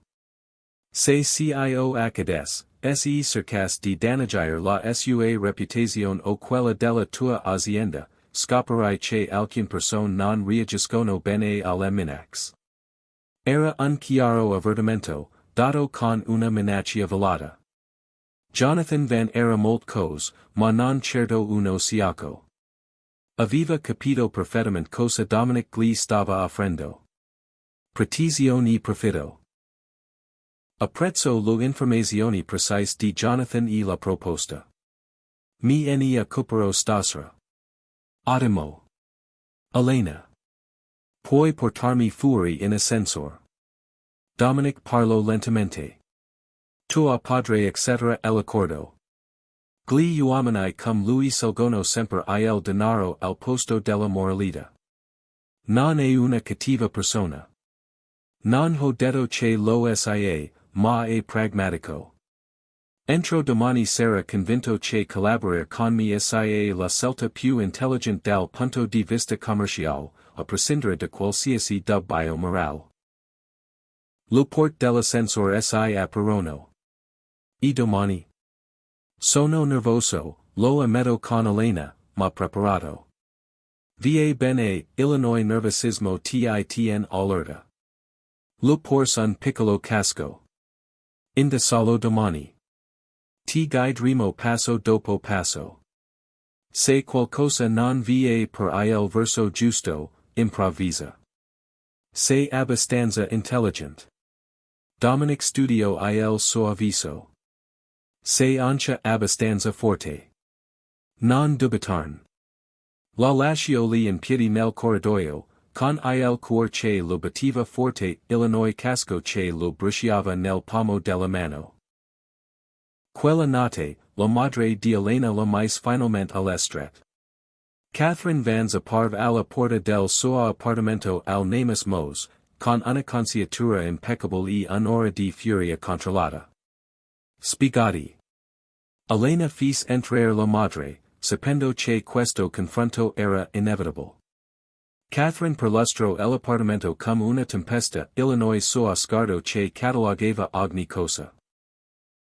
Il sacco della spazzatura che conteneva l'abito bianco del fidanzamento, l'essenza del riviste di matrimoni che erano state impilate sul tavolino Illinois portal chiuso che conteneva tutte lo research di Elena sulla relazione. Adrian Michigan ha chiamato. Dice che sei irrazionale, che hai capito male, che lei ti ha tradito. Catherine si rivels alla figlia. Lo ho detto che eri solo stressata per I preparativi del matrimonio, che ti avrei convinta a rinsavire. Va a letto con Vanessa da 6 mesi. Mamma, l'espressione di theory non è cambiata, e il rifiuto superficial ha colpito Elena come un pugno nello stomaco. E questo è tutto quello che hai da dire, mia cara. Non puoi essere così ingenua. Uomini come Adrian, uomini con potere e ambizione, hanno certe esigenze. Finché discreto, finch non ti fa sembrare ridicola in pubblico, che differenza fa? Conta molto. No, non importa. Catherine si sedet, lisciandosi la gana con precisione esperta. Il tuo ruolo è quello di essere sua moglie, di sostenere la sua carriera, di fornirgli stabilità e rispettabilità. L'amore è una bella finzione che ci riconosciamo, ma il matrimonio al nostro livello significa molto di più. Tu dici che dovrei sposarlo sapendo che mi tradirà. Io dico che dovresti sposarlo sapendo che la fedeltà è meno importante della vita che costruirete insieme. Influenza, prestigio, eredità. La voce di Catherine si adolcis. Elena, so che pensi che fossi debole, a restare con tua padre nonostante lo sue indiscrezioni, ma ho scelto la mia vita sapendo benissimo cosa avrebbe comportato. Ho scelto il potere al posto della passione, la sicurezza al posto del romanticismo, e non me ne sono mai pentita. Me ne pentirei ogni giorno. Allora sei più sciocca di quanto pensassi. Catherine si Alza. Se rompi questo fidanzamento, sarai rovinata. Nessuno del nostro calibro ti vora. Sarai vista come instable, incapace di gestire le pressioni della vita politica. Gli affari di tua padre ne risentiranno. La tua reputazione non si riprenderà mai. Non mi importa. Dovrebbe importarti, perché l'alternativa a sposare Adrian è cosa? Diventare una vecchia, fare un lavoro insignificant, vivere una vita ordinaria con persone ordinari. Il disprezzo di Catherine era palpabile. Sei stata cresciuta per la grandezza, Elena. Non buttarla via per una infantile idea di amore romantico. Elena guardò sua madre, questa donna che aveva perfezionato l'arte della sofferenza strategica, che aveva sacrificato la sua dignità per decenni in cambio di uno stile di vita che apprezzava più di se stessa. Non sto buttando via la grandezza, mamma, sto solo ridefinendo cosa significa. La risata di Thierry, con voce studiata, era amara. Non hai idea di cosa stai facendo. Pensi di poter semplicemente abbandonare Adrian e trovare qualcosa di meglio. Hai 28 anni, Elena. I tuoi anni migliori per trovare un marito adatto sono finiti. Questa è la tua ultima possibilità di avere la vita che ti aspettava. Forse io ero destinata a una vita completamente diversa. Non essere ridicola. Sei una sciocca. Non abbiamo vite diverse. Abbiamo il dovere, l'obbligo e l'intelligenza di giocare bene le nostre carte. Thierry si diresse verso la porta. Hai tempo fino alla festa di fidanzamento per riprenderti. Dopodiché, mi levo le mani di qualsiasi conseguenza tu debba affrontare. Se ne ando avvolta in una nuvola di profumo costoso e aspettative dell'us. Elena sedeva sola nel suo appartamento, sentendo l'ultimo filo che la leggeva alla sua vecchia vita spezzarsi. Sua madre aveva fatto una scelta per lei decenni prima. Il comfort al posto dell'autenticità, lo status al posto di se stessa. Elena si rifiutava di commettere lo stesso errore. Il telefono criptato vibrò. Tutto è pronto per domani. Elena rispose di sì. Ricorda lo 9:45. Ascensor di servizio. 4 minuti in fondo al corridoio. Saremo con te per tutto il tempo. Capito? Cancello I messaggi e ando verso l'armadio. Il gala richiedeva un abbigliamento formale, qualcosa di elegante e adatto all'occasion, ma anche pratico per muoversi velocemente. Sells un abito blu scuro con un corpetto strutturato e una gonna che non lo limitasse ai movimenti. Tacchi alti, appropriati all'occasion, ma abbastanza bassi da permetterle di correre. Se necessario, pianificare il suo abbigliamento per commettere un crime infederato lo sembrava surreal. Il giorno seguente trascorse in un turbinio di preparativa e ansia. Suo padre la chiamò in lacrime per dirle che aveva accettato la proposta di Dominic, che I suoi avvocati stavano già preparando I contratti. Elena provò una cupa soddisfazione. Almeno la sua famiglia non avrebbe sofferto economicamente quando tutto sarebbe andato in rovina. Alle 1800 hours iniziò a prepararsi per il gala. Lo sue mani erano ferme mentre si truccava, si pettinava e si sistemava I gioielli. Sembrava l'Elena Vance che tutti si aspettavano. Composta, elegante, perfettamente padrona di sé. Ma la donna riflessa nello specchio aveva una chiavetta USB nella borsa e un auricolare tra I capelli, e il sua corbativa con determinazione, non per semplice estetica. Il gala si teneva al Fairmont Olympic Hotel, una vetrina per l'elite di Seattle riunita per investire denaro nella campagna elettorale di Adrian per il Senato. Elena arrivo da sola alle 1930. L'assenza di un accompagnatore fu immediatamente notata dai giornalisti dell'alta società ragionati vicino all'ingresso. Signorina Vance, dove il senatore Cole? E dentro a fair networking. Sa come sono questi eventi? Non c'è un attimo di tregua. Sorrise con grazia e passo alter. La sala de ballo era esattamente sfarzosa come si aspettava. Lampadari di cristallo, tori di champagne, 500 persone in abito elegante, tutte che affirmavano che le loro donazioni erano per un dovere civico. In vista di comprare influenza, Adrian la trovo in pochi minuti. La sua espressione era tesa, pervasa de una rabbia a stento repressa. Dove diavolo sei stato? Non hai risposto a nessuna del mie chiamate. Sono stato impegnato. Lo afferro il gomito, lo dita affonderono così forte da farlo un levito. Dobbiamo parlare in privato. Non che, Adrian. Siamo in pubblico. Non mi interessa. Eri.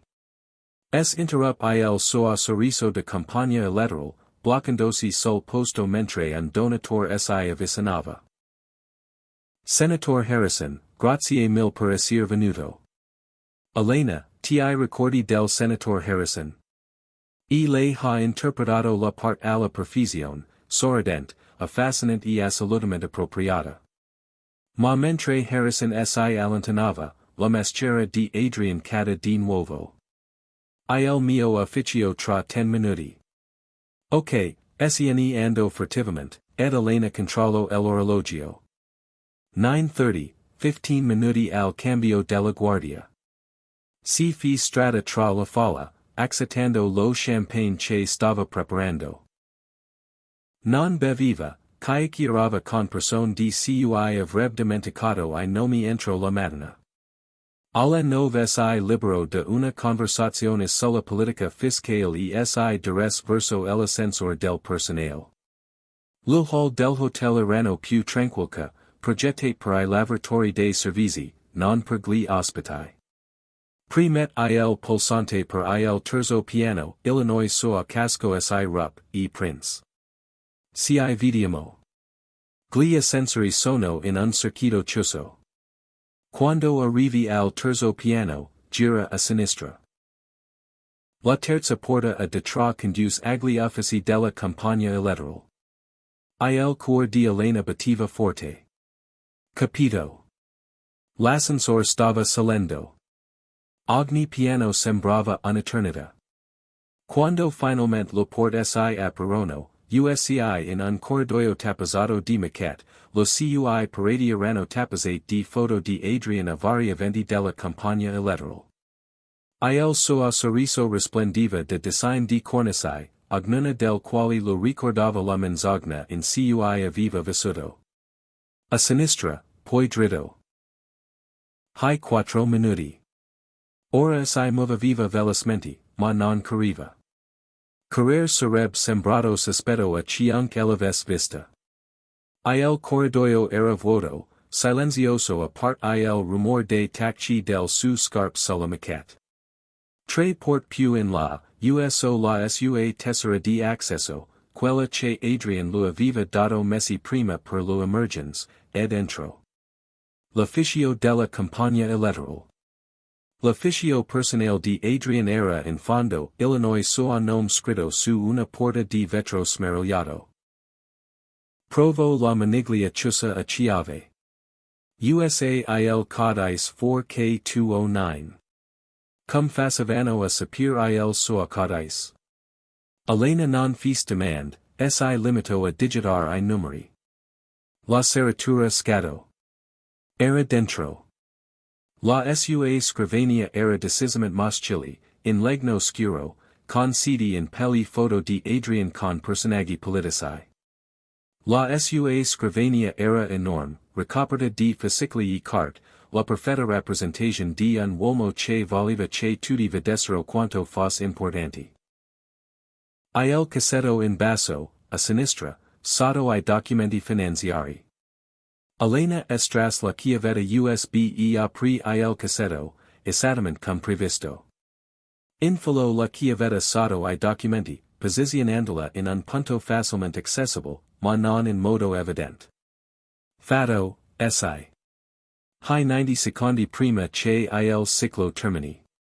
Ci us il cassetto, blocco la scrivania e si dires verso l'ascensor. Lo gam lo tremavano. Lo mani lo tremavano. Si aspettava che da un momento all'altro qualcuno la afferrasse, che lucides cosa aves fatto, ma il corridoio rimaneva vuoto. L'ascensor stava arrivando, brava. Lo port si aprirono ed Elena entrò, con il cuor che lo batteva ancora forte. Quando raggiunse il primo piano e tornò negli aeri comuni del hotel, tirò un lungo sospiro di sollievo. Su ella viva fatta, signora Vans. Elena si volto e vide il responsable della campagna elettorale di Adrian, Richard Sterling, che la osservava con gli occhi socchiusi. Era un uomo vestido e perennemente sospettoso, esattamente il tipo di persona che installa software di sorveglianza sui telefoni. Signor Sterling sta godendo il gala. Davvero un attimo fa. In bagno. Perché sparito per 30 minuti. Sta cronometrando lo mie pause bagno, Richard. Sembra eccessivo persino per lei. Sorrise freddamente. Ora, mi scusa, dovrei cercare Adrian. Voleva parlarmi.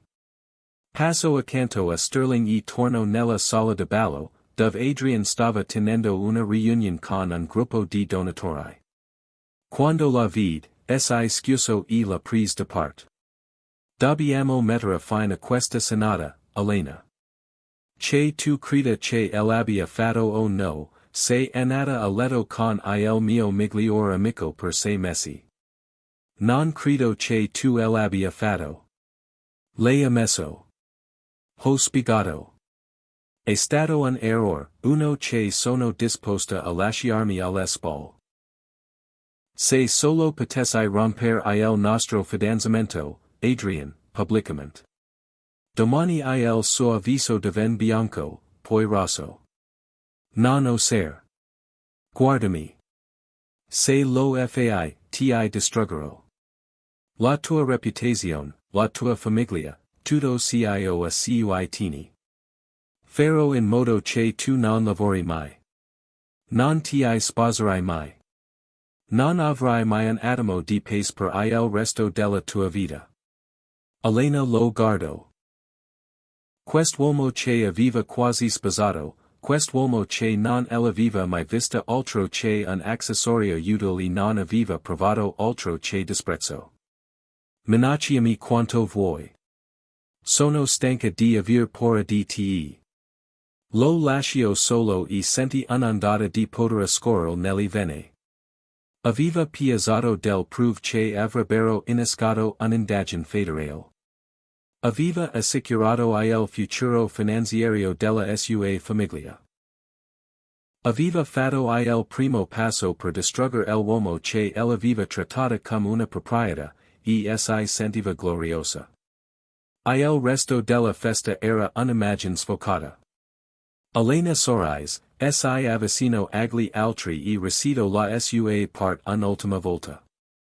Alla 11 fins di aver mal di testa e sneando, ignorando I tentativi di Adrian di fermarla. In China, Illinois telefono criptato vibro. Esecuzione perfetta. La leadership è pronta. Faremo in modo che venga scoperta entro una settimana. Elena tornò a casa in China, percorrendo lo strada di Seattle che sembravano piene di possibilità. Arrivata al suo appartamento, trovò un pacco ad aspettarla, senza indirizzo del mittente, solo il suo nome. Dentro c'era un telefono bruciato e un biglietto scritto a mano da Dominic. Bravo! Il gioco è appena iniziato. Brucio il biglietto e ten il telefono. Quella notte, Elena si addormento per la prima volta dopo mesi. Al suo risveglio, la luz del sol inondava la stanza e si senti più leggera di quanto non si sentista anni. Il suo telefono principale mostrava 37 km de Adrian, 23 de sua madre e una chiamata de Richard Sterling. Lo ignoro tutte. Invis, compose un singolo messaggio di testo per Adrian dal suo telefono principale, quello che sapeva essere sotto controllo. Il fidanzamento è finito, non contattarmi più. Poi pubblicò una semplice dichiarazione sui suoi social media. Dopo un'attenta riflessione, io e Adrian Cole abbiamo deciso di rompere il nostro fidanzamento. Lo auguro buona fortuna per il futuro. Il post è stato pubblicato sabato mattina dal 9 o'clock alle 9:01. Il suo telefono fu sommerso da chiamate, messaggi, notizie di giornalisti, opinionisti dell'alta società, addetti ai lavori della politica. Alle 9:30, lo staff di Adrian aveva già diffuso un comunicato in cui la definiva instabile e affermava che la decisione era stata consensuale. Alle 10:00, una fonte anonima aveva segnalato al Seattle Times irregolarità finanziarie nella società di Adrian Cole, suggerendo di indagare su una chiavetta USB che poteva trovarsi nel suo ufficio. Elena osservava dal suo appartamento, sentendosi come un direttore di orchestra che guarda la sua orchestra eseguire una sinfonia di distruzione. La guerra era iniziata e stava vincendo. La prima settimana dopo l'annuncio del fidanzamento esplose come una granata negli ambienti mondani di Seattle. Elena guardava dal suo appartamento la vita accuratamente costruita che aveva abbandonato andare in fumo, e non provava altro che fredda soddisfazione. Lo staff di Adrian si mise immediatamente in moto per limitare I danni. Il suo team diffuse comunicati che ritrovano Elena come emotivamente instabile, incapace di gestire le pressioni della vita politica. Una principessa dell'alta società spaventata dalla vera responsabilità. La narrazione era prevedibile, calcolata per farla operare deboli dipingere Adrian come vittima della razionalità di una donna. Ma Elena si era preparata a questo. Lunedì mattina, diffuse la registrazione, non l'entra conversazione di quella notte nell'attico di Adrian, ma solo frammenti accuratamente selezionati. La sua emission della relazione extraconiugal Illinois sua disinvolto rifiuto della loro relazione come strategia politica, la sua minaccia di distruggere la sua reputazione se non avesse consentito. Chiamo tre giornalisti contemporaneamente, tutti in attesa di questo tipo di materiale. A mezzogiorno, la storia era cambiata. Adrian Cole non era la vittima di una donna isterica. Era un politico infedele che cercava di manipolare la sua fidanzata affinché accedesse la sua infedeltà per il bene della sua campagna elettorale.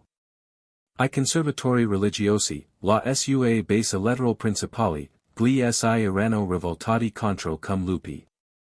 La madre di Elena lo aveva chiamato 7 volte quel giorno. Non aveva risposto. Suo padre lo chiamò una volta, con la voce tesa da un misto di rabbia e reluttante rispetto. Stai giocando un gioco pericoloso, Elin. Ho imparato dai migliori, papa. Questo non farà male solo ad Adrian, farà male anche a te. La società non perdona le donne che lavano I panni sporchi in pubblico. Io non voglio il perdono della società. Voglio che Adrian venga distrutto. Jonathan Van Rimes in silenzio per un lungo momento. Dominic Moretti mi ha chiamato stamattina. Accelerare I termini del nostro contratto. Fermeremo I documenti domani. Ok, Elena, qual è esattamente il tuo rapporto con Moretti? È un socio in affari, niente di più. Prosti. Uomini come lui non regalano 20 milioni di dollari di capitali per lo sviluppo senza aspettarsi qualcosa in cambio. Ottiin cio che vuol. Accesso alla tua esperienza nello sviluppo e una copertura aziendale legittima per una parte dei suoi investimenti. Quello che ottengo in cambio non sono affari tuoi. Sua padre rise merriment. Sei più stronza con me di quanto pensiamo. Tua madre ti ha cresciuta per essere elegante e docile, ma pronta a scatenare la tua spietata aggressività quando necessario. È un complimento. È un'osservazione. Stai attenta, Elena. Uomini come Moretti non rispettano lo regole con cui sono stati educati. Se lo usi per vendetta, assicurati di non diventare un danno collateral. Riattacco prima che le potesse rispondere. Quel pomeriggio, Illinois telefono criptato vibro. Magazzino a Harbor Island, or 2000 hours. Vieni da sola. Elena guido attraverso la distesa industriale mentre il sol tramontava, dipingendo il cielo di sfumature di sangue e fuoco. Il magazzino era esattamente come si lo aspettava. Cemento e acciaio isolati, Illinois tipo di posto dove si svolgevano affari illegali, lontano da occhi indiscreti. Dominic aspettava dentro, appoggiato a un albero nero, rimboccandosi lo maniche della camicia nonostante il freddo. Dietro di lui, tre uomini stavano lavorando a qualcosa che lei non riusciva a vedere bene. Hai fatto un gran baccano, disse mentre lei si avvicinava. La registrazione era un bel risultato. Era necessaria. La squadra di Adrian controlla la narrazione. E ora tu controlli tutto. Ben fatto. Lo fis seno di seguirlo più in profondità nel magazzino, anche seti se risa un bersaglio anche tu. Il responsable della campagna elettorale di Adrian ha agganzi con gente poco raccomandable. Non sono contenti del danno che hai causato. Richard Sterling è un agente politico, non un gangster.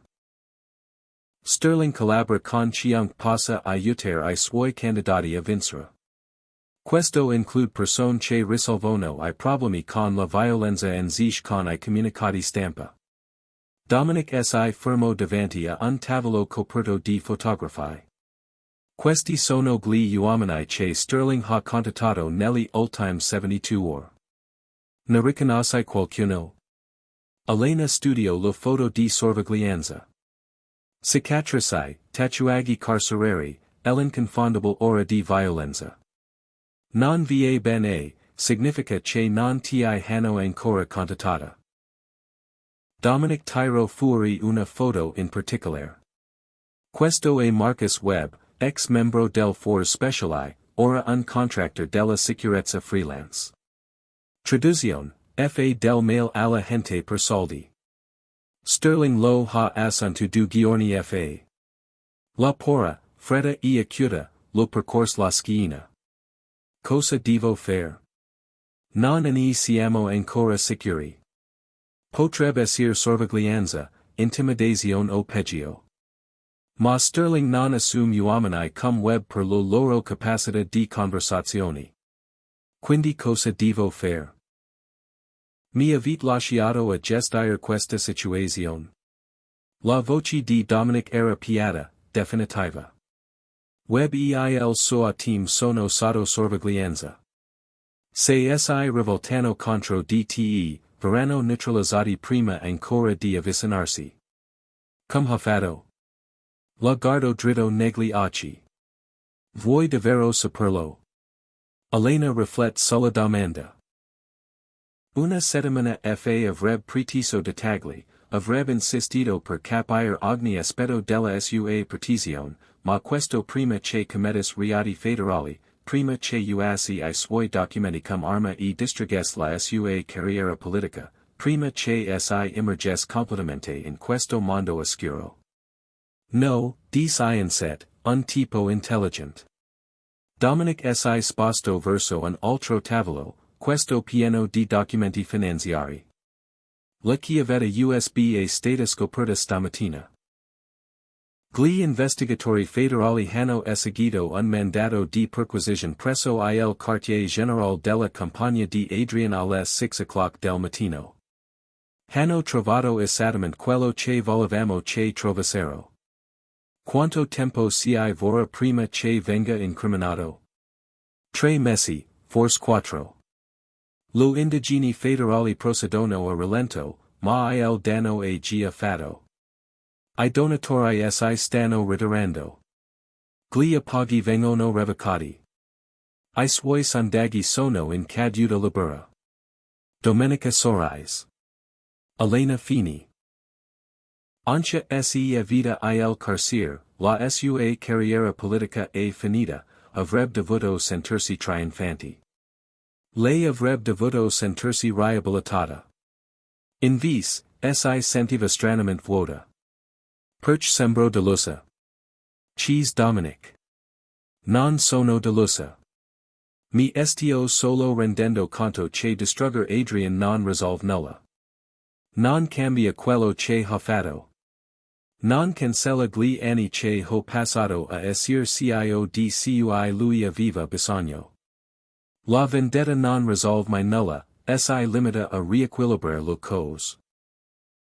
Lo porse un bicchiere di whisky de dove lei non l'aveva visto, ma era comunque necessario. Bevero in silenzio per un momento, circondati da prove di sorveglianza e violenza. Due uomini che avevano scelto di operare nell'ombra piuttosto che exceder la crudeltà della luce. Cosa succede adesso? Cheese Elena. Ora aspettiamo che Adrian faccia la sua prossima mossa. Uomini come lui non accettano la sconfitta con dignità. Cercherà di vendicarsi, di farti del male come tu hai fatto a lui. L'espression di Dominic si fis cupa, e quando lo farà, lo finiremo per sempre. Non intendo per sempre. Elena, questo significa distruzione totale, rovina finanziaria, esilio sociale, conseguenze legali che lo perseguiteranno per il resto della sua vita. Quando avremo finito, Adrian Cole non sarà solo un politico fallito. Sarà una storia con del lapidi. Il telefono a incandescenza nella borsa di Elena vibro. Numero sconosciuto. Guardo Dominic, che annui. Nank, sono la detective Sarah Chin del Dipartimento di Polizia di Seattle. Ho bisogno che tu venga a nord. Non posso ancora dirlo, ma sono nell'esercito e si stanno muovendo velocemente. Porta Elena Vendetta subito. Dominic si volto verso di lei. Vai a casa. Chiudi a chiave la porta. Non rispondere a nessuno che non conosci. Tra un'ora ci sarà una guardia fuori dal tuo palazzo. Cosa sta succedendo? Web potrebbe venire a cercarti, o potrebbe cercare qualcun altro in relazione a questa situazione. In ogni caso, devi essere in un posto sicuro.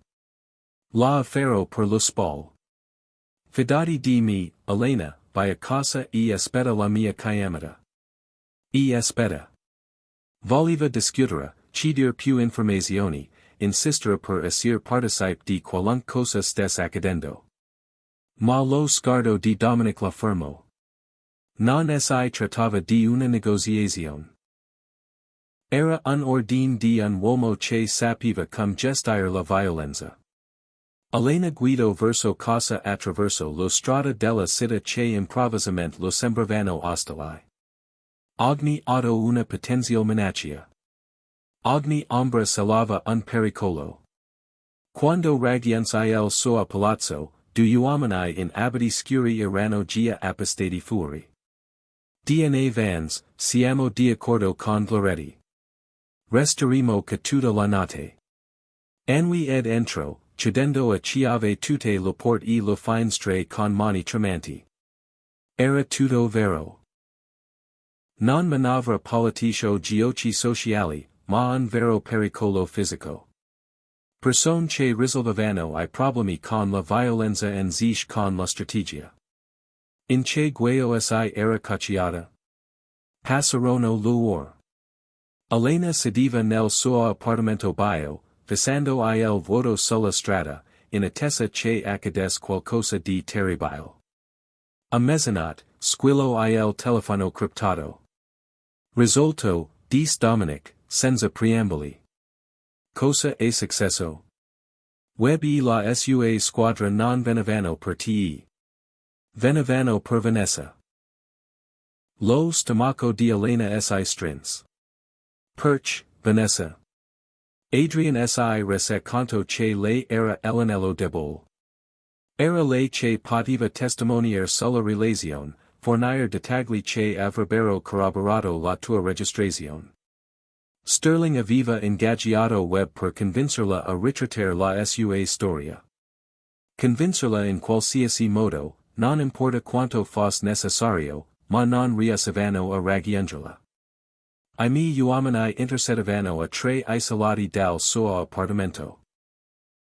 La voce di Dominic era piatta, priva di emozioni. Web e la sua squadra sono attualmente detenuti in una struttura dove possono analizzare lo loro carriere. Vanessa è stata trasferita in una struttura di massima sicurezza. Sta bene. È terrorizzata, ma sta bene. L'ho spiegato che Adrian è più pericoloso di quanto pensas, che se rimane in silenzio, la etc. Ha accettato di collaborare con gli investigatori federali in cambio di protezione. Elena ci us gli occhi, elaborando la notizia. Tu la stai usando. Io la tengo in vita e lo stio dando la possibilità di fare la cosa giusta. E più di quanto Adrian lo offrisse. Dominic fece una pausa. Elena, e questo che intendevo quando dicevo che le cose si sarebbero fat pericolos. Adrian è disperato. Gli uomini disperati fanno cose terribili. Che fine ha fatto Web? Verrà rilasciato domani con un messaggio per Sterling. Smettila di prendere di mira le persone coinvolte in questa situazione, altrimenti le conseguenze saranno gravi. E se Sterling non ascolta, allora le conseguenze saranno gravi. Il tono di Dominic fece capire chiaramente che la conversazione era finita. Dormi un po', domani hai un incontro con il detective Chen. Sii onesto. Hai diffuso la registrazione di una conversazione privata in cui il tuo ex fidanzato ammetteva l'infedeltà e ti minacciava. Non si tratta di ricatto. Si tratta di legittima difesa contro una campagna diffamatoria. Bene, Elena, stasera te la sei cavata bene. Mantieni la calma, segui le istruzioni. Continua così e sopravviverai alla reclusione. Elena era in piedi alla finestra, osservando la squadra di sicurezza sottostante, chiudendosi in ci si stesse trasformando. Una settimana prima era terrorizzata all'idea di irrompere in un ufficio. Ora accettava che degli uomini fossero stati intercettati e tenuti prigionieri per proteggere I suoi interessi, e proveva solo una cupa soddisfazione. La trasformazione era completa.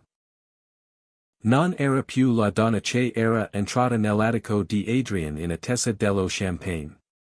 Era una persona più dura, più fredda, più pericolosa, e ancora in evoluzione. L'incontro con il detective Chen era andato esattamente come Dominic aveva previsto. Il detective aveva posto domande precise, rivisto la registrazione e infine concluso che Elena non aveva infranto alcuna legge. A Washington vigeva il principio del consenso reciproco per le registrazioni, ma si erano dell'eccezione quando la persona che registrava era parte della conversazione e aveva validi motivi per credere di essere minacciata. La denuncia per ricatto presentata da Adrian fu archiviata entro mezzogiorno, ma Adrian non aveva ancora smesso di lottare. Quel pomeriggio, Illinois padre di Elena la chiamo, con la voce tesa per la rabbia repressa. Chi ha fatto trapelare false informazioni ai nostri investitori, affermando che l'avance development era stato indagine per fraude. Tre importanti soci hanno appena ritirato I loro finanziamenti. Stiamo perdendo soldi. Fammi indovinare. La fuga di notizie è arrivata da qualcuno legato all'azienda di Adrian. Lo impronte digitali di Richard Sterling sono ovunque. Quel bastardo sta cercando di distruggere la nostra azienda perché non può toccarti direttamente. Il respiro del padre era affanoso. Ho un incontro con Moretti tra un'ora. Dice che può aiutarsi, ma Elena, la situazione sta sfugendo di mano. E sfugendo di mano da quando abbiamo trovato Adrian con Vanessa. Ne rendiamo conto solo ora. Qualcuno potrebbe farsi male. Non solo a livello di reputazione, ma anche fisicamente. Sei pronta per questo? Elena pensò a Vanessa in un rifugio, a web e alla sua squadra tenuti prigionieri da qualche parte, alle guardie di sicurezza fuori dal suo appartamento ogni notte. Sono pronta a tutto. Suo padre rimase in silenzio per un lungo momento. Sei cambiata? Sì. Non so se sono orgogliosa o terrorizzata. Sii entrambe le cose, disse Elena, e riattacco. Quella sera, Domenica si presentò al suo appartamento senza preavviso, aggirando il sistema di sicurezza del palazzo come se non esistesse. Elena aprì la porta e lo trovò lì in piedi con un'espressione cupa. Dobbiamo parlare. Lo fece entrare, notando la tensione negli suoi spall, Illinois modo in cui I suoi occhi scrivevano il suo appartamento come se stessero catalogando assai I punti deboli. Adrian ha fatto un'altra mossa oggi, lo disse Domenica. Fai in modo che gli investigatori privati indaghino sul tuo passato, cercando qualsiasi cosa possano usare contro di te, relazioni extraconiugali, uso di droga, cattiva gestione finanziaria, qualsiasi cosa progettata per screditarti prima che inizi l'indagine federale. Non troveranno nulla. Sono stata disgustosamente responsable per tutta la vita. Lo so. Ecco perché stanno indagando anche su di me. Dominic si avvicino alla finestra, guardando la città. Cercano di dimostrare che sei collegato alla criminalità organizzata, che sei stato manipolato da persone pericolose, che non si può fidare di te come testimone. Sei un membro della criminalità organizzata? Si volto verso di lei. La mia attività opera in zone grigi. Alcune delle cose che faccio sono illegali. La maggior parte semplicemente non regolamentata. Ho legami con organizzazioni che le forze dell'ordine considerano criminali.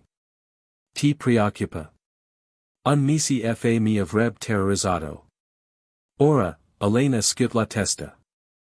Ora sono solo grata che tu sia dalla mia parte. E di questo che devo parlarti. Essere dalla tua parte mi ha messo nel mirino di Adrian. I suoi investigatori stanno indagando sui miei beni, sui miei soci, sul mia struttura finanziaria. Se trovano le cose giuste, potrebbe causare seri problemi alla mia attività. La porra la attanaglio. Stai dicendo che vogliamo rompere il nostro accordo? No. Sto dicendo che dobbiamo cambiarlo. Dominic attraverso la stanza per affrontarla. Adrian si sta collegando pubblicamente Illinois che significa che qualsiasi indagine su DTE includerà anche me e viceversa. Possiamo opporsi. Possiamo percepire questa energia mantenendo la finzione che non siamo collegati, oppure possiamo accetarla. Come posso accettarla? Sposami. Elena tratten il respiro. Cosa? Sposarmi, non per amore, non per romanticismo, non per petizione. Il privilegio matrimonial significa che non puoi essere obbligato a testimoniare contro di me, e io non posso essere obbligato a testimoniare contro di te. Qualsiasi indagine sul nostro legame diventa legalmente ambigua e, cosa ancora più importante, invia un messaggio ad Adrian e a tutti quelli come lui, siete sotto la mia protezione permanente. Tu vuoi un matrimonio di facciata. Io voglio un'alleanza strategica formalizzata in modo da fornire protezione legale a entrambi. La voce di Dominic era clinica, pragmatica. La tua azienda di famiglia ha bisogno dei contatti che ti offro. La mia attività beneficia della legittimità che la reputazione della tua famiglia garantis. Insieme siamo più forti che separati. Elena stava imposando. Era una follia. Era pragmatico. Ti sei già impegnata a distruggere Adrian.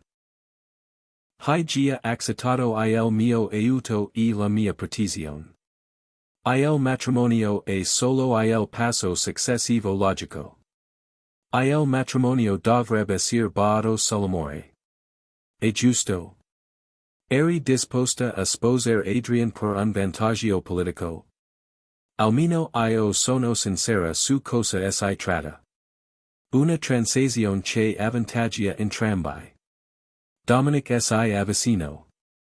Non fingerò di amarti, Elena, ma ti proteggerò. Difenderò I tuoi interessi e mi assicurerò che tu abbia la forza di non essere mai più vulnerable.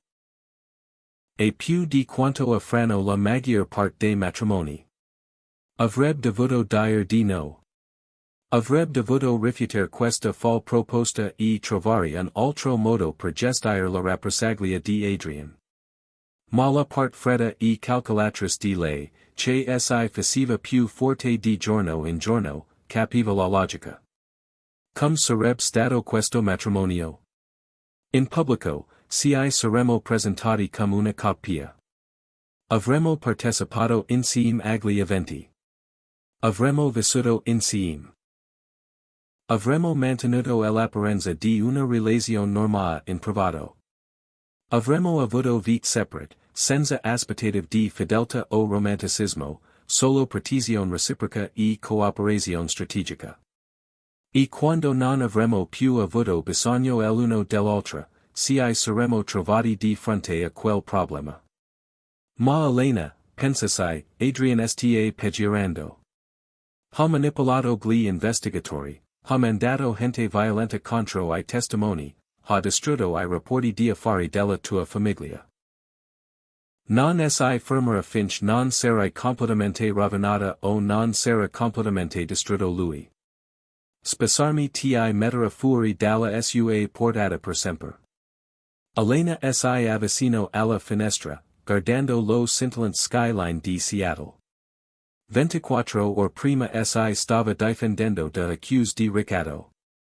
Ora lo veniva offerto il matrimonio come una transazione commerciale. Quando sarebbe successo? Il prima possible. La prossima settimana, idealmente, una piccola cerimonia, documenti legali immediati. La faremo passare per una storia d'amor lampo. Hai lasciato Adrian? Hai trovato qualcuno che ti apprezza davvero?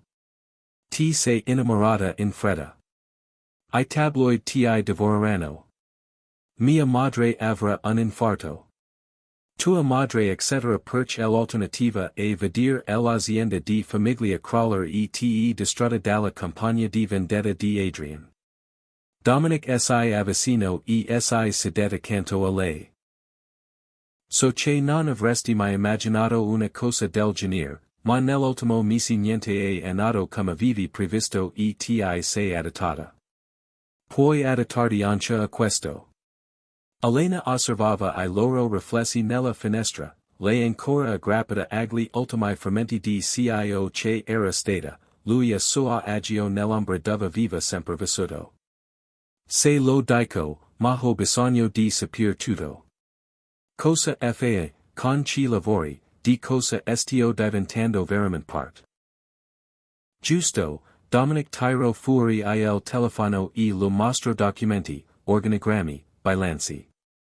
Il suo impero consistiva in vasta attività alberghier legittime che riciclavano denaro proveniente da operazioni illegali, progetti di costruzione che fungevano de copertura per il contrabbando e connessioni politiche che protegavano I suoi interessi dal controllo del forze dell'ordine. Avrebbe dovuto terrorizzarla. In vis, Elena provò una strana sensazione di familiarità. Questo era semplicemente il potere che operava senza la finzione della legalità. Gli affari di suo padre avevano sempre sfiorato I confini dell'etica. La compagnia di Adrian era stata finanziata da contributi appena al limite della legalità. L'unica differenza era che Dominic non fingiva il contrario. Una condizione, dis infine. Quelli. Quando Adrian cadrà, cadrà. Voglio essere lì a vederlo. Voglio che sappia che l'ho distrutto. Dominic sorrise. Ok, c'è un'altra cosa. Voglio una vera partnership. Non che tu prenda decisioni e io segua ordini. Se facciamo questo, voglio aver voce in capitolo su come gestire minax e opportunità. L'avrai. Anche se dovrai imparare come funziona il mio mondo prima che il tuo contributo sia utile, e poi insegnarmelo. E lo pors la mano. Abbiamo un accordo. Elena guardò la sua mano forte e signata, che lo offriva protezione, forza e una vita che non aveva nulla a che vedere con quella per cui era stata cresciuta. Penso all'avvertimento di sua madre sulla rovina della sua reputazione, alle preoccupazioni di suo padre sui giochi pericolosi, e ai circoli sociali di cui era stata esiliata per questa scelta. Niente di tutto cio contava più. Gli prise la mano. Abbiamo un accordo. Oh, abbiamo un accordo. Lo scrollerono di dosso, ed Elena sentì l'ultimo legame con la sua vecchia vita spezzarsi. Era entrata nell'attico di Adrian aspettandosi una festa. Se n'era andata con l'intento di vendicarsi, e ora, seduta nel suo appartamento con un uomo che agiva nell'ombra, aveva accettato il matrimonio come arma.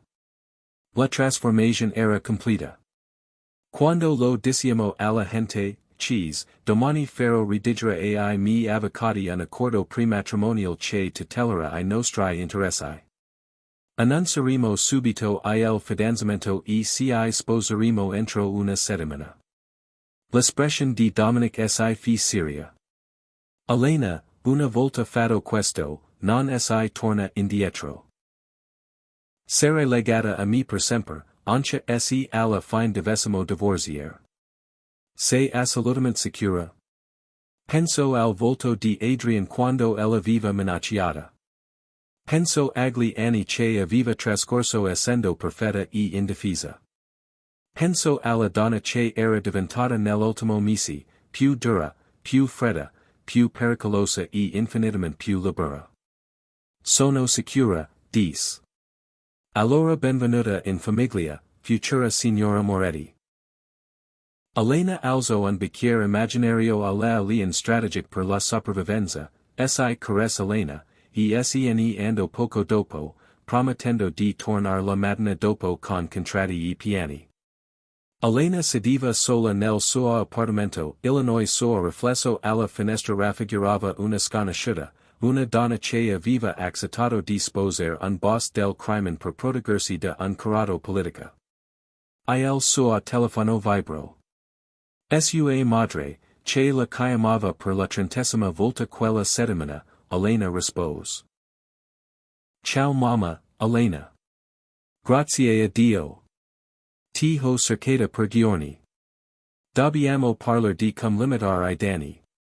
Il team di Adrian è disposto a riprenderti se ti scusi pubblicamente. Mi sposo. Zitta. Sposata. Con chi? Dominic Moretti. Lo annunceremo domani. Dominic Moretti, el uomo che possiede quegli hotel. Elena, lo conosci a malapena. Non è possible. È finita. Mamma, lo sposo la prossima settimana. Se pazza. Cosa dirà la gente? Hai rado il fidanzamento con un senatore e sei subito andata a letto con un magnate degli hotel di cui nessuno sa niente. Lo scandalo non sarà niente in confronto a quello che sta pianificando Adrian. Dominic può proteggermi. Adrian non può farmi del male se sposo qualcuno più potente di lui. La voce di sua madre si fis gelida. Quindi questo è un accordo con quello con Adrian, solo a condizioni diverse. Sì, tran per il fatto che Dominic è onesto al riguardo. Sta commettendo un terribile error. Forse, ma è un mio error. Elena guardo di nuovo il riflesso. Devo anar, mamma. Ti mando un invito di nozze. Riattacco prima che sua madre potesse rispondere. Quella notte, Elena riuscì a malapena a dormire. La sua mente era invasa de possibilità, conseguenze, dalla portata di cio a cui aveva acconsentito. Al mattino era convinta che fosse una follia. Quando Dominic arrivò con I contratti gli avvocati, era già convinta che fosse necessario. Firmarono I documenti nel suo appartamento alla presenza di avvocati che non fecero domande non videro nulla di insolito in un contratto di matrimonio che sembrava più una fusione aziendale. A pranzo relazionarono una dichiarazione alla stampa.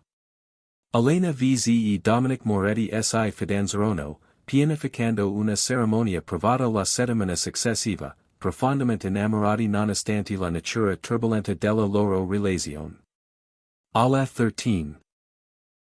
00, la storia era esplosa su tutte le pagine dei tabloid di Seattle.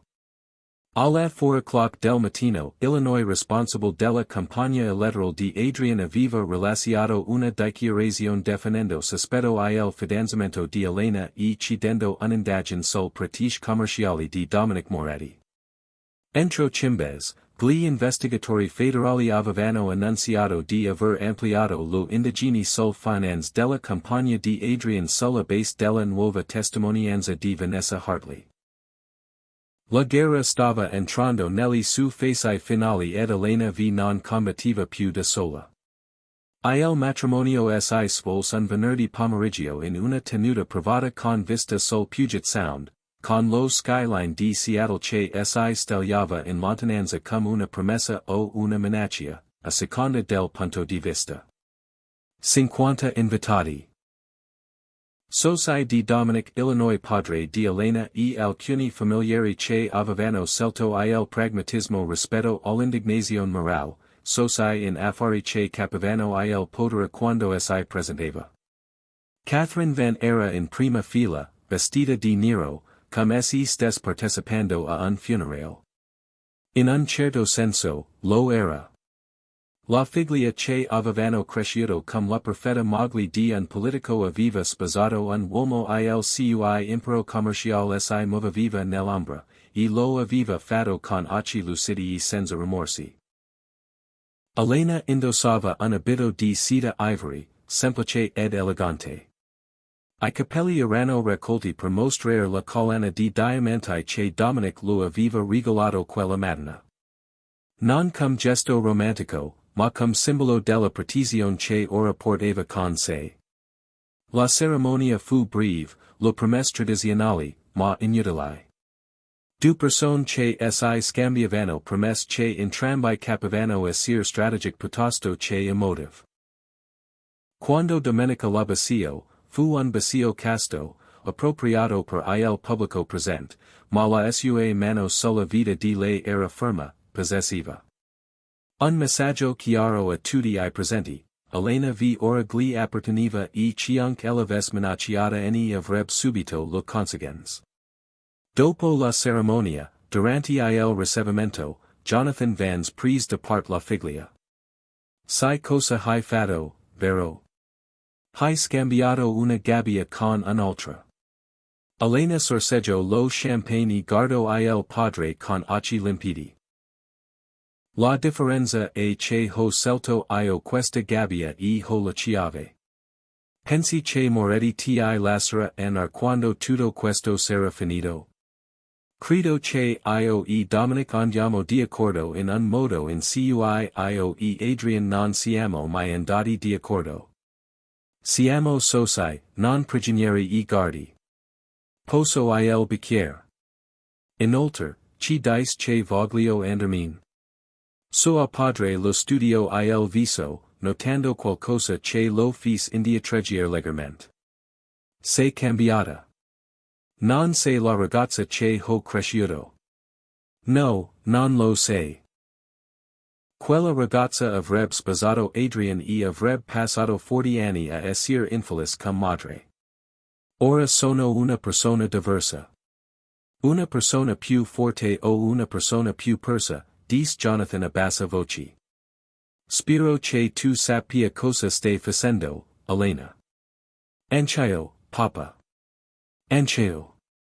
Dall'altra parte della stanza, Dominic stava parlando con I suoi soci. La sua postura era rilassata, ma I suoi occhi si movevano costantemente, catalogando minax e opportunità.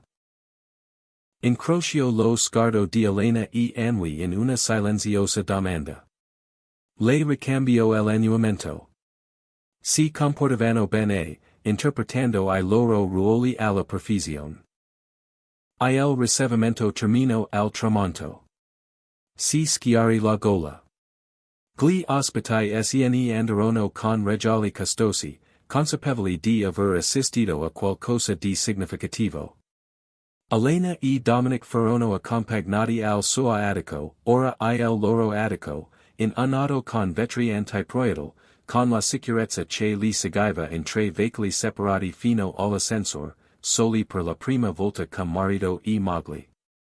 Lo spettacolo è finito. È andato bene, dice Dominic, allentandosi la cravatta. I tuoi soci sembrano contenti dell'accordo. Lo erano.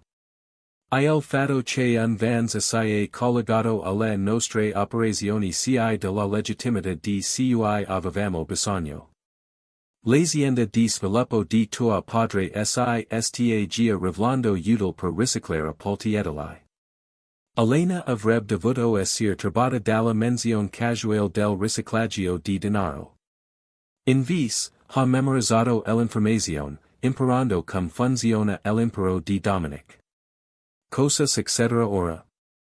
Ora non si resta che aspettare. L'indagine di Adrian sta accelerando.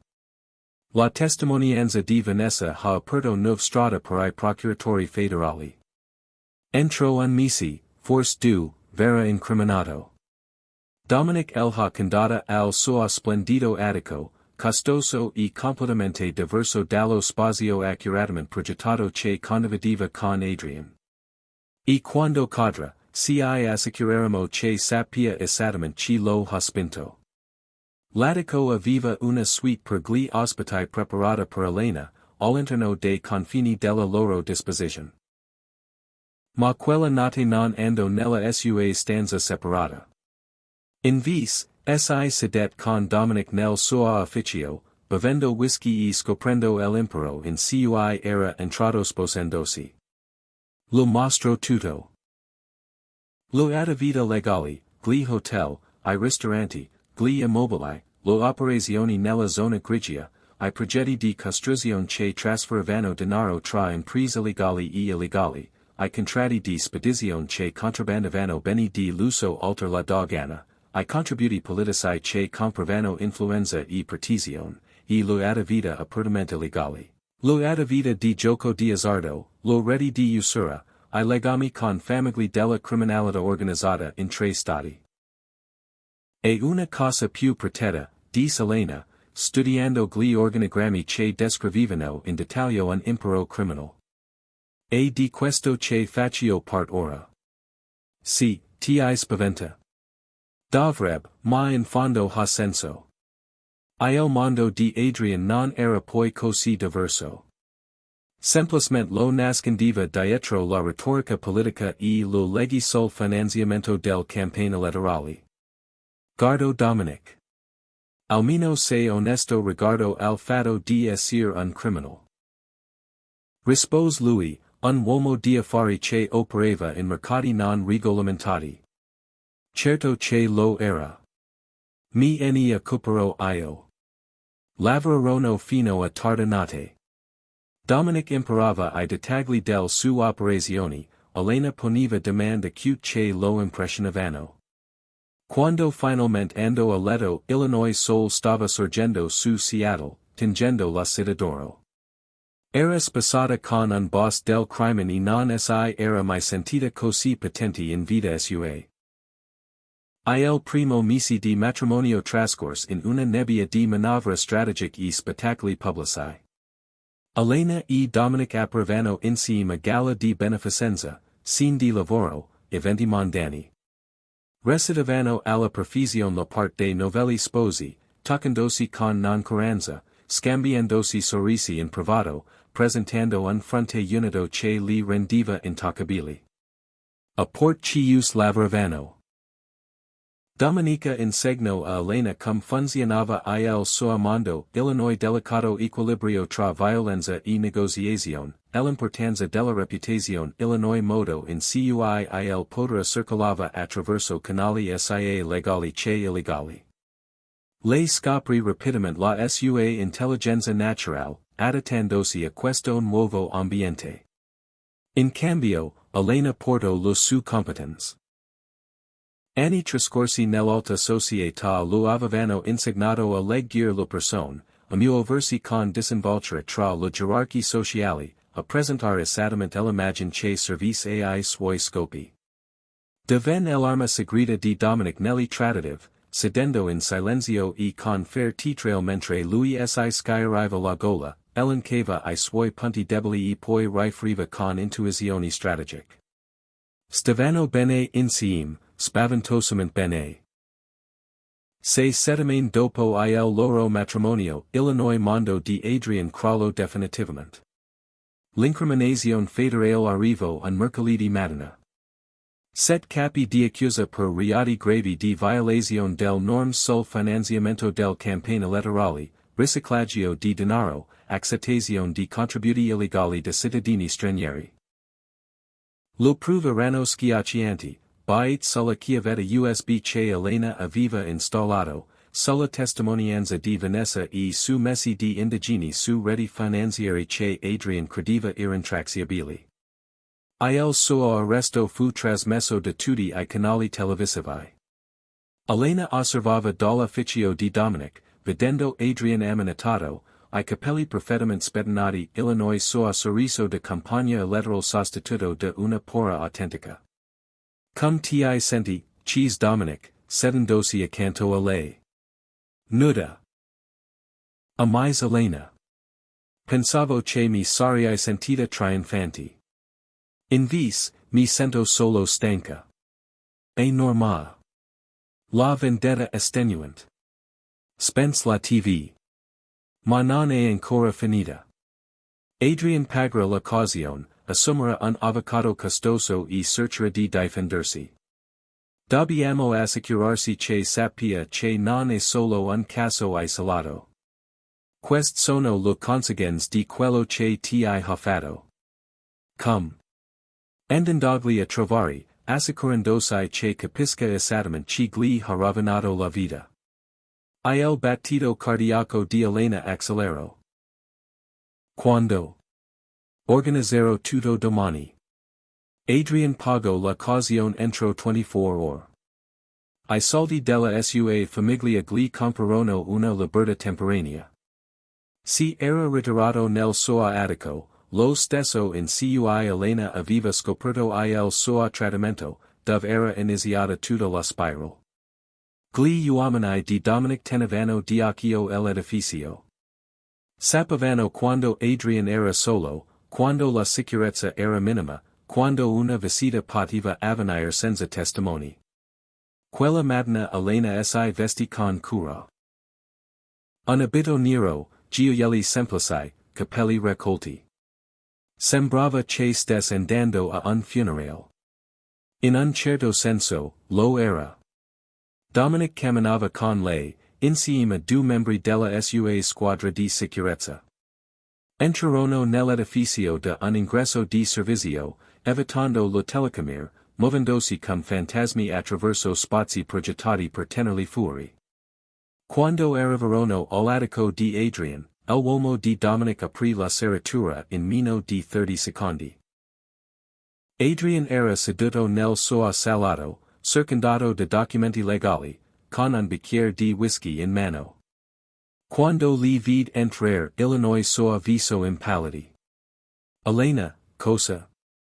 Come siete entrata? Allo stesso modo in cui sono entrata nel tuo ufficio al quartier generale della campagna elettorale.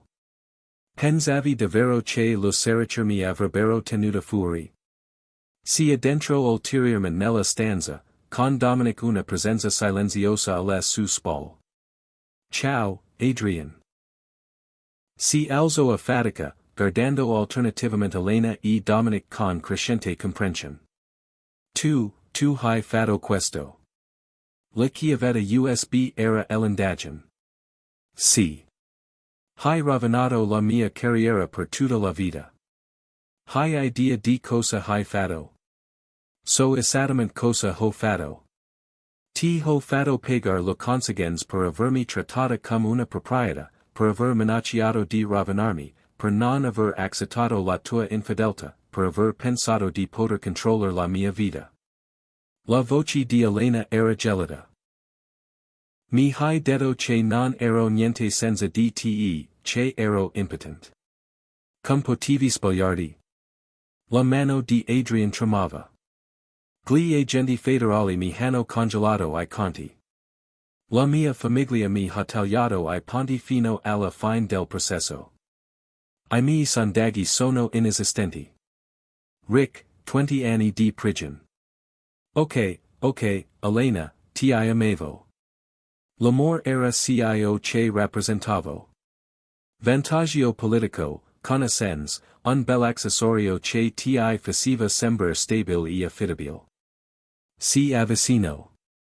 Non mi hai mai amato, Adrian. Non sai nemmeno chi sono. E lui lo sa. Adrian lo mostrò a Dominic.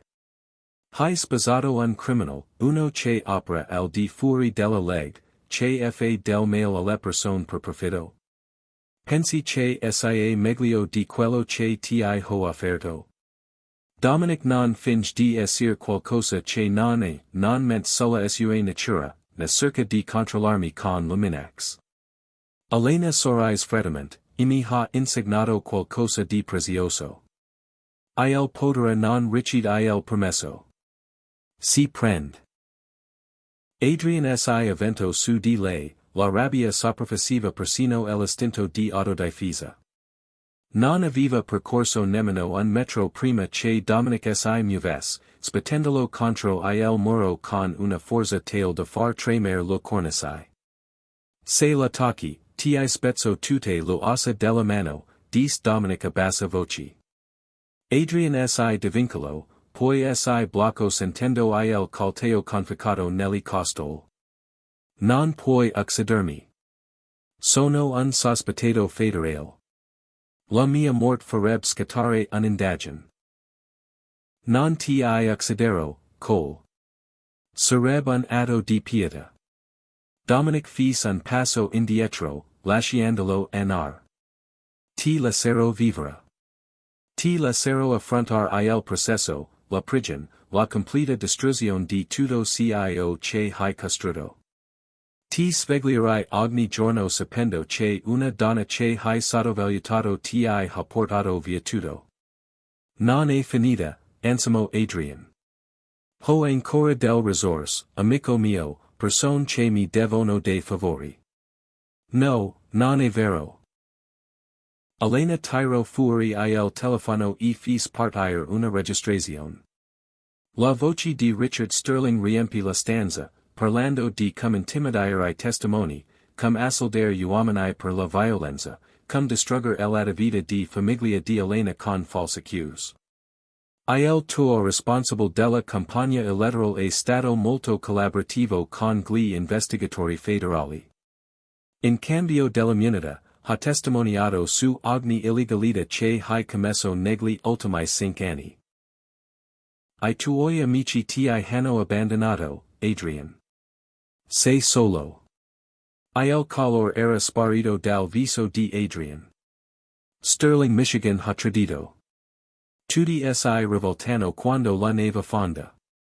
Mi el hai insignato tu. Elena riattacco il telefono.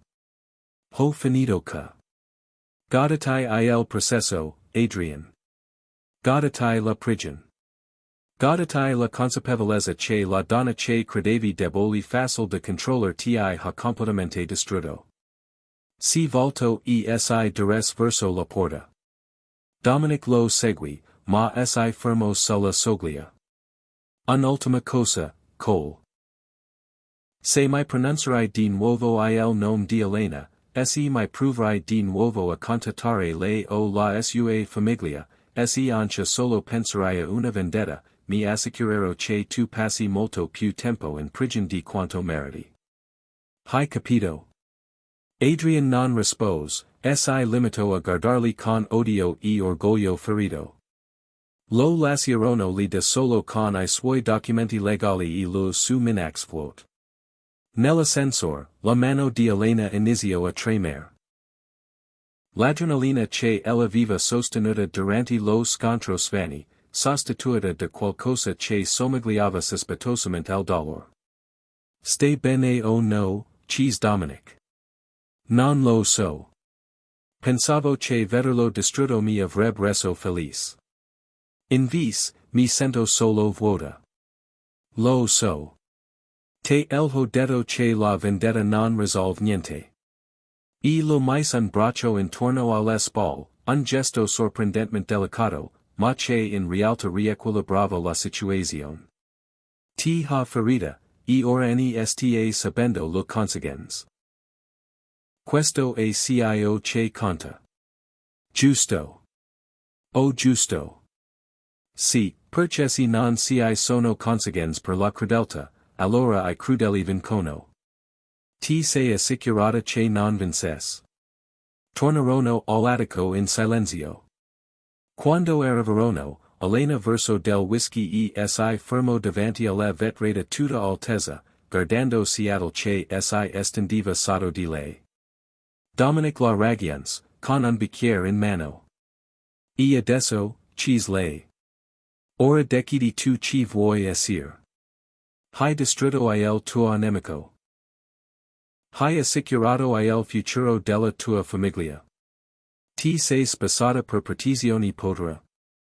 La domanda è, cosa ne fai? Elena si riflette. Un mese prima avrebbe detto di volere indietro la sua vecchia vita, lo fest dell'alta società, la reputazione accuratamente curata, la sicurezza di sapere esattamente cosa si aspettava da lei. Ma quella vita era stata una gabbia, anche se lo spar erano dorate. Voglio restare, dis dolcemente. Restare che con te, non perch divo, ma perch lo selgo. Si volto verso di lui. Mi hai insegnato di più in 2 mesi di quanto abbia imparato in 28 anni di professione. Mi hai mostrato che aspetto la vera forza. Non voglio tornare a essere un ornamento e indifesa. Dominic studio il suo avviso. Stare con me significa vivere nell'ombra. Significa accettare compromessi morali. Significa essere legata a cose che la maggior parte del persone considererebbe imperdonabili. Lo so. Significa anche essere sempre vigil. I miei nemici diventano I tuoi nemici. I miei rischi diventano I tuoi rischi. Lo so anche questo. Elena si avvicino. Ma significa anche essere una partner alla pari, non un grazioso accessorio. Significa usar la mia intelligenza in vez di nasconderla. Significa avere un potere real, non un'influenza presa in prestito. Dici sol serios. Non si tratta solo di gratitudine o di un attaccamento nato da un trauma condiviso. Sono serissima. Incontro il suo sguardo direttamente. Insegnami tutto, Dominic. Come funziona il tuo impero? Come si negozia? Come si gestiscono luminax? Fammi diventare la tua partner per davvero, non solo sulla carta. Rimanes in silenzio per un lungo momento, soppassando le parole alla luce dei suoi sentimenti complessi. Il loro matrimonio era iniziato con pura strategia, ma qualcosa era cambiato negli ultimi 2 mesi. Si era dimostrata intelligent, spietata quando necessario e sorprendentemente adattabile al suo mondo. Se lo faccio, seti coinvolgo completamente nelle mie operazioni, non si torna indietro. Sarai complice di tutto. Se, cadiamo insieme. Capisco. Il nostro matrimonio smet di essere solo strategico. Diventa real, non necessariamente romantico, ma una vera partnership con tutte le complessità che questo comporta. Questo è cio che voglio. Dominic poso il bicchiere e lo prise entrambe le mani. Allora benvenuta nell'impero, Elena Maletti. Vediamo che tipo di regina diventerai. Sigillorono l'accordo con un bacio, non un bacio nuzial, ma un bacio vero, famelico, a testimonianza della complessa attrazione che si era creata tra loro fin dalla loro prima notte nel suo locale. Quando finalmente si separarono, Elena era senza fiato. Quindi è questa la sensazione, dis. Cosa? Segliere qualcosa per me stessa in vez di acceder cio che è stato scelto per me. Dominic sorrise. Abituati. D'ora in poi, farai lo Tuesday selt. I 6 mesi successivi trasformarono completamente Elena. Dominic mantenne la promessa, insegnando tutto sul suo impero. Impero a leggere I bilanci che nascondevano flussi di reddito illegali, a negoziare con persone pericolos, a presentarsi come intangibile e al tempo stesso in total controllo della situazione. Scopri di essere brava, spaventosamente brava. La sua intelligenza innata, affinata da anni di esperienza nella gestione del dinamiche aziendali, si prestava perfettamente alla gestione di affari criminali. La sua capacità di manipolare le persone la rendeva preziosa negli trattative. Il suo officino, coltivato con cura, apriva port che la violenza non poteva varcare. Elena divenne la partner di Dominic nella realtà, non solo di nome.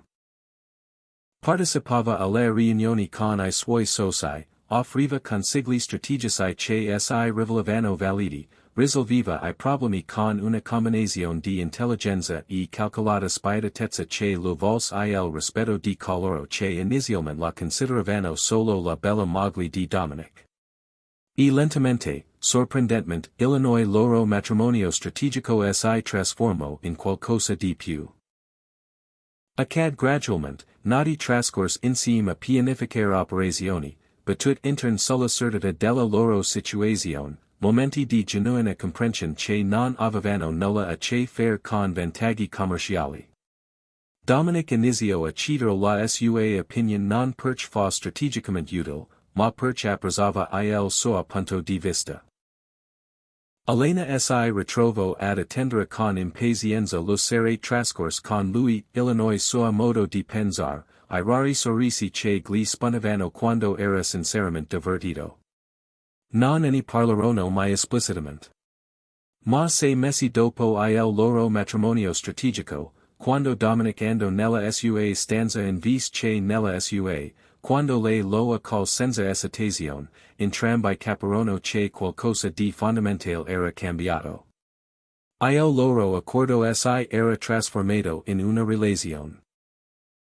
La loro partnership era diventata qualcosa di sospetosamente simile all'amore, sebbene nessuno dei due fosse ancora pronto a usare quella parola.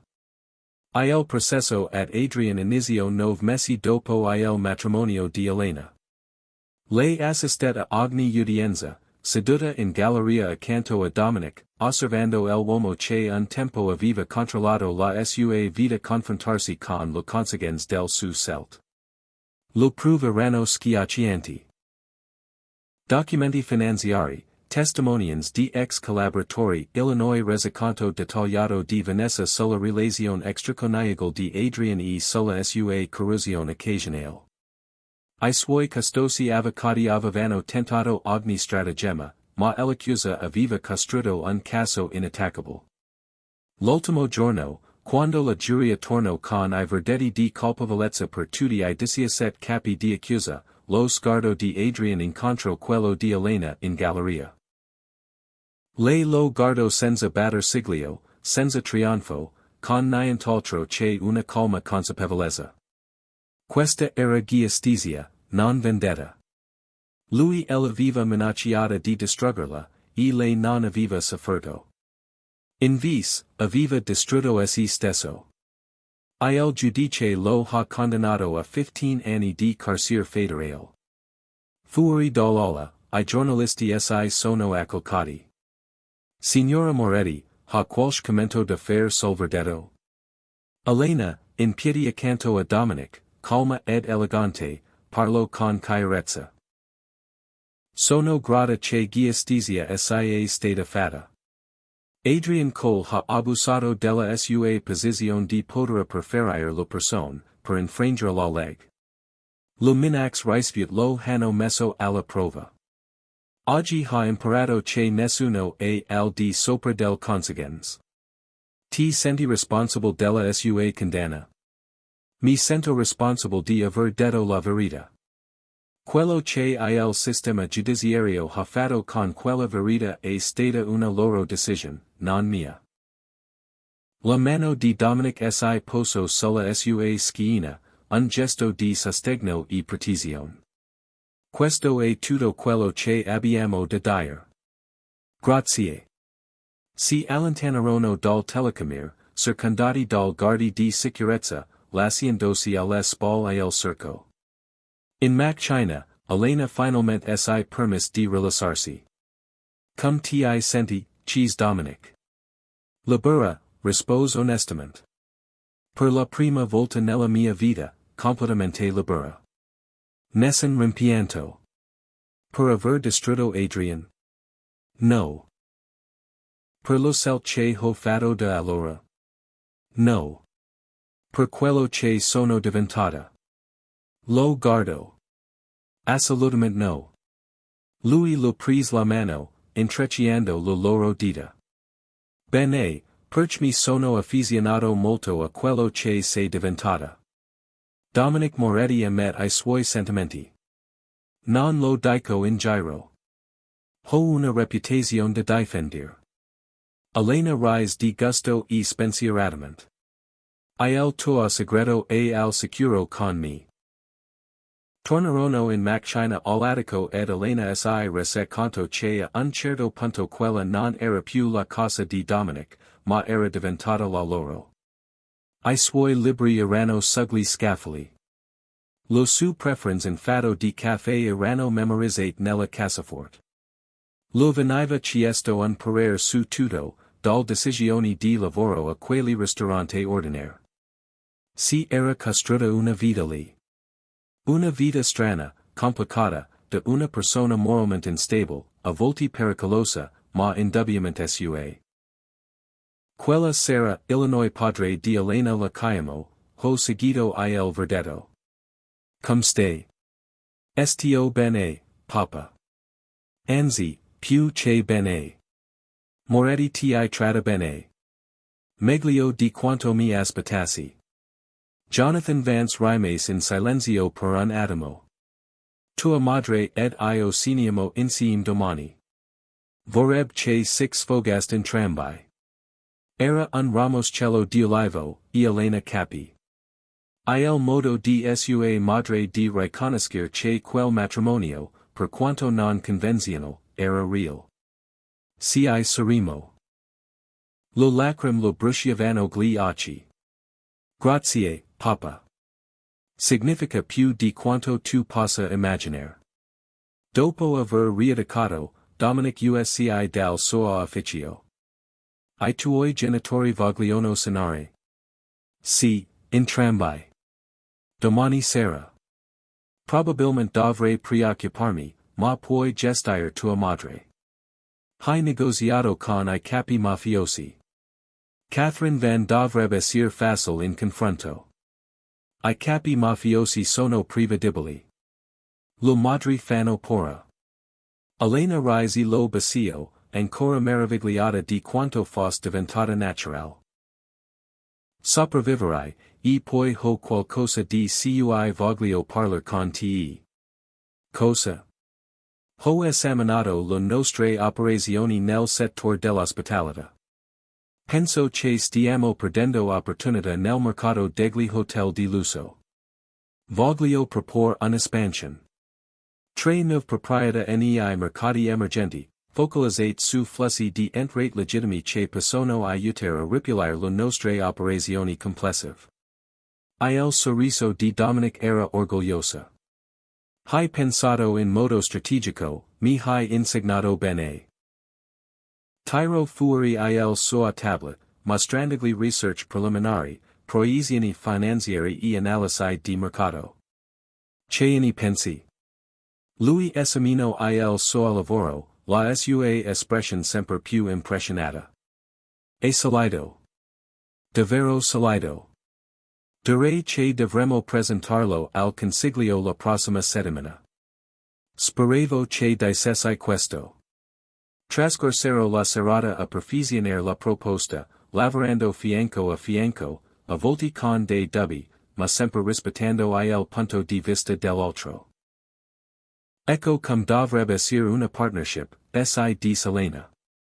Non una persona che domina e l'altra che si sottomette, ma due pari che costruiscono qualcosa insieme. Più tardi, striata a letto con il braccio di Dominic intorno a lei, Elena riflette sul percorso che ella aveva portato fin lì. 3 mesi prima era una principessa dell'alta società, sull'orlo di un matrimonio politico perfetto. Ora era sposata con un boss del crimen. Stava contribuendo a gestire un impero criminal ed era più felice che mai. A cosa stai pensando? Dominic Cheese, la voce roca per il sonno che si avvicinava. Come strana la vita. Come tutto cio che mi è stato insegnato a desiderare si è rivelato una gabbia, e come la cosa che mi è stato insegnato a temere si è rivelata la libertà. Ti manca la tua vecchia vita? Nemmeno un po'. Si volto verso di lui. Ti penti del nostro accordo? Ho smesso di essere un accordo qual smisi fa. Lo sai oggi? Lo so, ma ti penti che si è diventato qualcosa di più. Dominic rimase in silenzio per un lungo momento. Ho passato tutta la mia vita a evitare legami emotivi, a tenere la persona a distanza, a non lasciare mai che nessuno si avvicinasse abbastanza da diventare una vulnerabilità. E così che sono sopravvissuto. E ora sono legato a te in modi che dovrebbero terrorizzarmi. Sei diventato la mia più grande vulnerabilità. Si sistemo I capelli dietro l'orecchio, ma anche la mia più grande forza. Quindi, no, non ne pento. Anche se è complicato e pericoloso e per niente come quello che entrambi avevamo pianificato, Elena lo bacio, riversandogli dentro tutto cio che sentiva. Gratitudine, affetto, l'inizio di quella cosa più profonda che nessuno dei due era pronta a nominare. Quando finalmente si addormentarono, avvinghiati l'uno all'altro, Seattle brillava fuori dal loro finestre, indifferente ed eterna. Se messi dopo, Elena si trovo di fronte a una stanza piena di sosai di Dominic, tipi duri che avevano trascorso anni a costruire un impero nell'ombra, e presento la sua proposta di espansione. Parlo con sicurezza, rispondendo alle domande con acuta intelligenza, presentando dati finanziari che dimostravano che il suo concetto di hotel di lusso avrebbe generato un significativo fatturato legittimo, fornendo al contempo l'infrastruttura perfetta per riciclare denaro proveniente da operazioni meno legali. Quando ebbi finito, nella stanza callo il silenzio. Poi il socio più anziano, un uomo di nome Vincent, che conosceva Dominic da 20 anni, iniziò ad applaudire. Brillante, dis. Assolutamente brillante. Se qualcuno mi avesse detto 2 anni fa che la principessa dell'alta società di Jonathan Vans avrebbe tirato fuori la miglior strategia aziendale che avessi sentito in un decennio, gli avrei riso in faccia. Non sono più la principessa dell'alta società di Jonathan Vans, disse Elena com. Sono Elena Moretti, e sono solo all'inizio. La stanza esplose in un applauso più tardi, in macchina sulla via del ritorno, Dominic lo prese la mano. Era rimasto colpito. Non è facile. Anch'io sono rimasta colpita, ammise Elena. Se messi fa sarei stata terrorizzata all'idea di parlare davanti a quelle persone. Ora sto proponendo espansioni multimilionari al loro impero criminal. Hai sviluppato il tuo potere. Mi hai aiutato a trovarlo. Dominic non lo caresse. Sarà sempre stato. Ti ho solo dato il permesso di usarlo. Elena guardò la città. La sua città ora, in modi che non avrebbe mai immaginato. Era arrivata lì un anno prima pensando di sapere esattamente come sarebbe stata la sua vita. La perfetta, indifesa padrona di casa politica, moglie di un garratore. Invece, era diventata qualcosa di completamente diverso. Quella notte, per la prima volta, pronunciarono le parole che si erano accumulate tra loro promessi. Ti amo, sussurrò Elena nell'oscurità. So che non faceva parte del nostro accordo, ma ti amo. Dominic la strinse se ti amo, hai ragione. Non faceva parte dell'accordo. E meglio così. 3 anni dopo, Elena era in piedi sulla terrazza di il loro hotel più recente, una struttura di lusso a Vancouver, frutto della sua vision dall'ideazione alla realizzazione.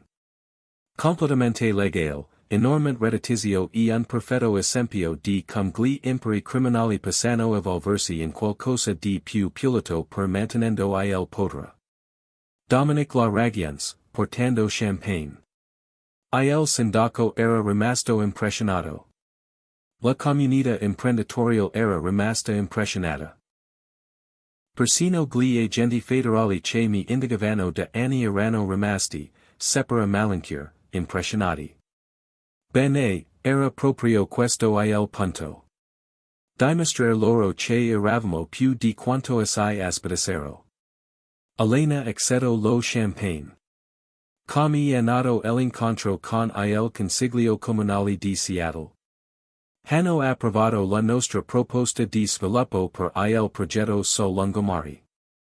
L'azienda di tuo padre si occuperà della costruzione. Noi ci occuperemo della parte alberghiera e la città avrà un quartiere riqualificato. Dominic sorrise. Ci hai legittimati, Elena, senza sacrificare il nostro potere. Ci siamo legittimati insieme. Autostat per il loro successo, per il loro impero, per l'improbable partnership che si era trasformata in un matrimonio indissoluble. Sotto di loro, Vancouver brillava come aveva brillato Seattle quella notte in cui tutto era cambiato.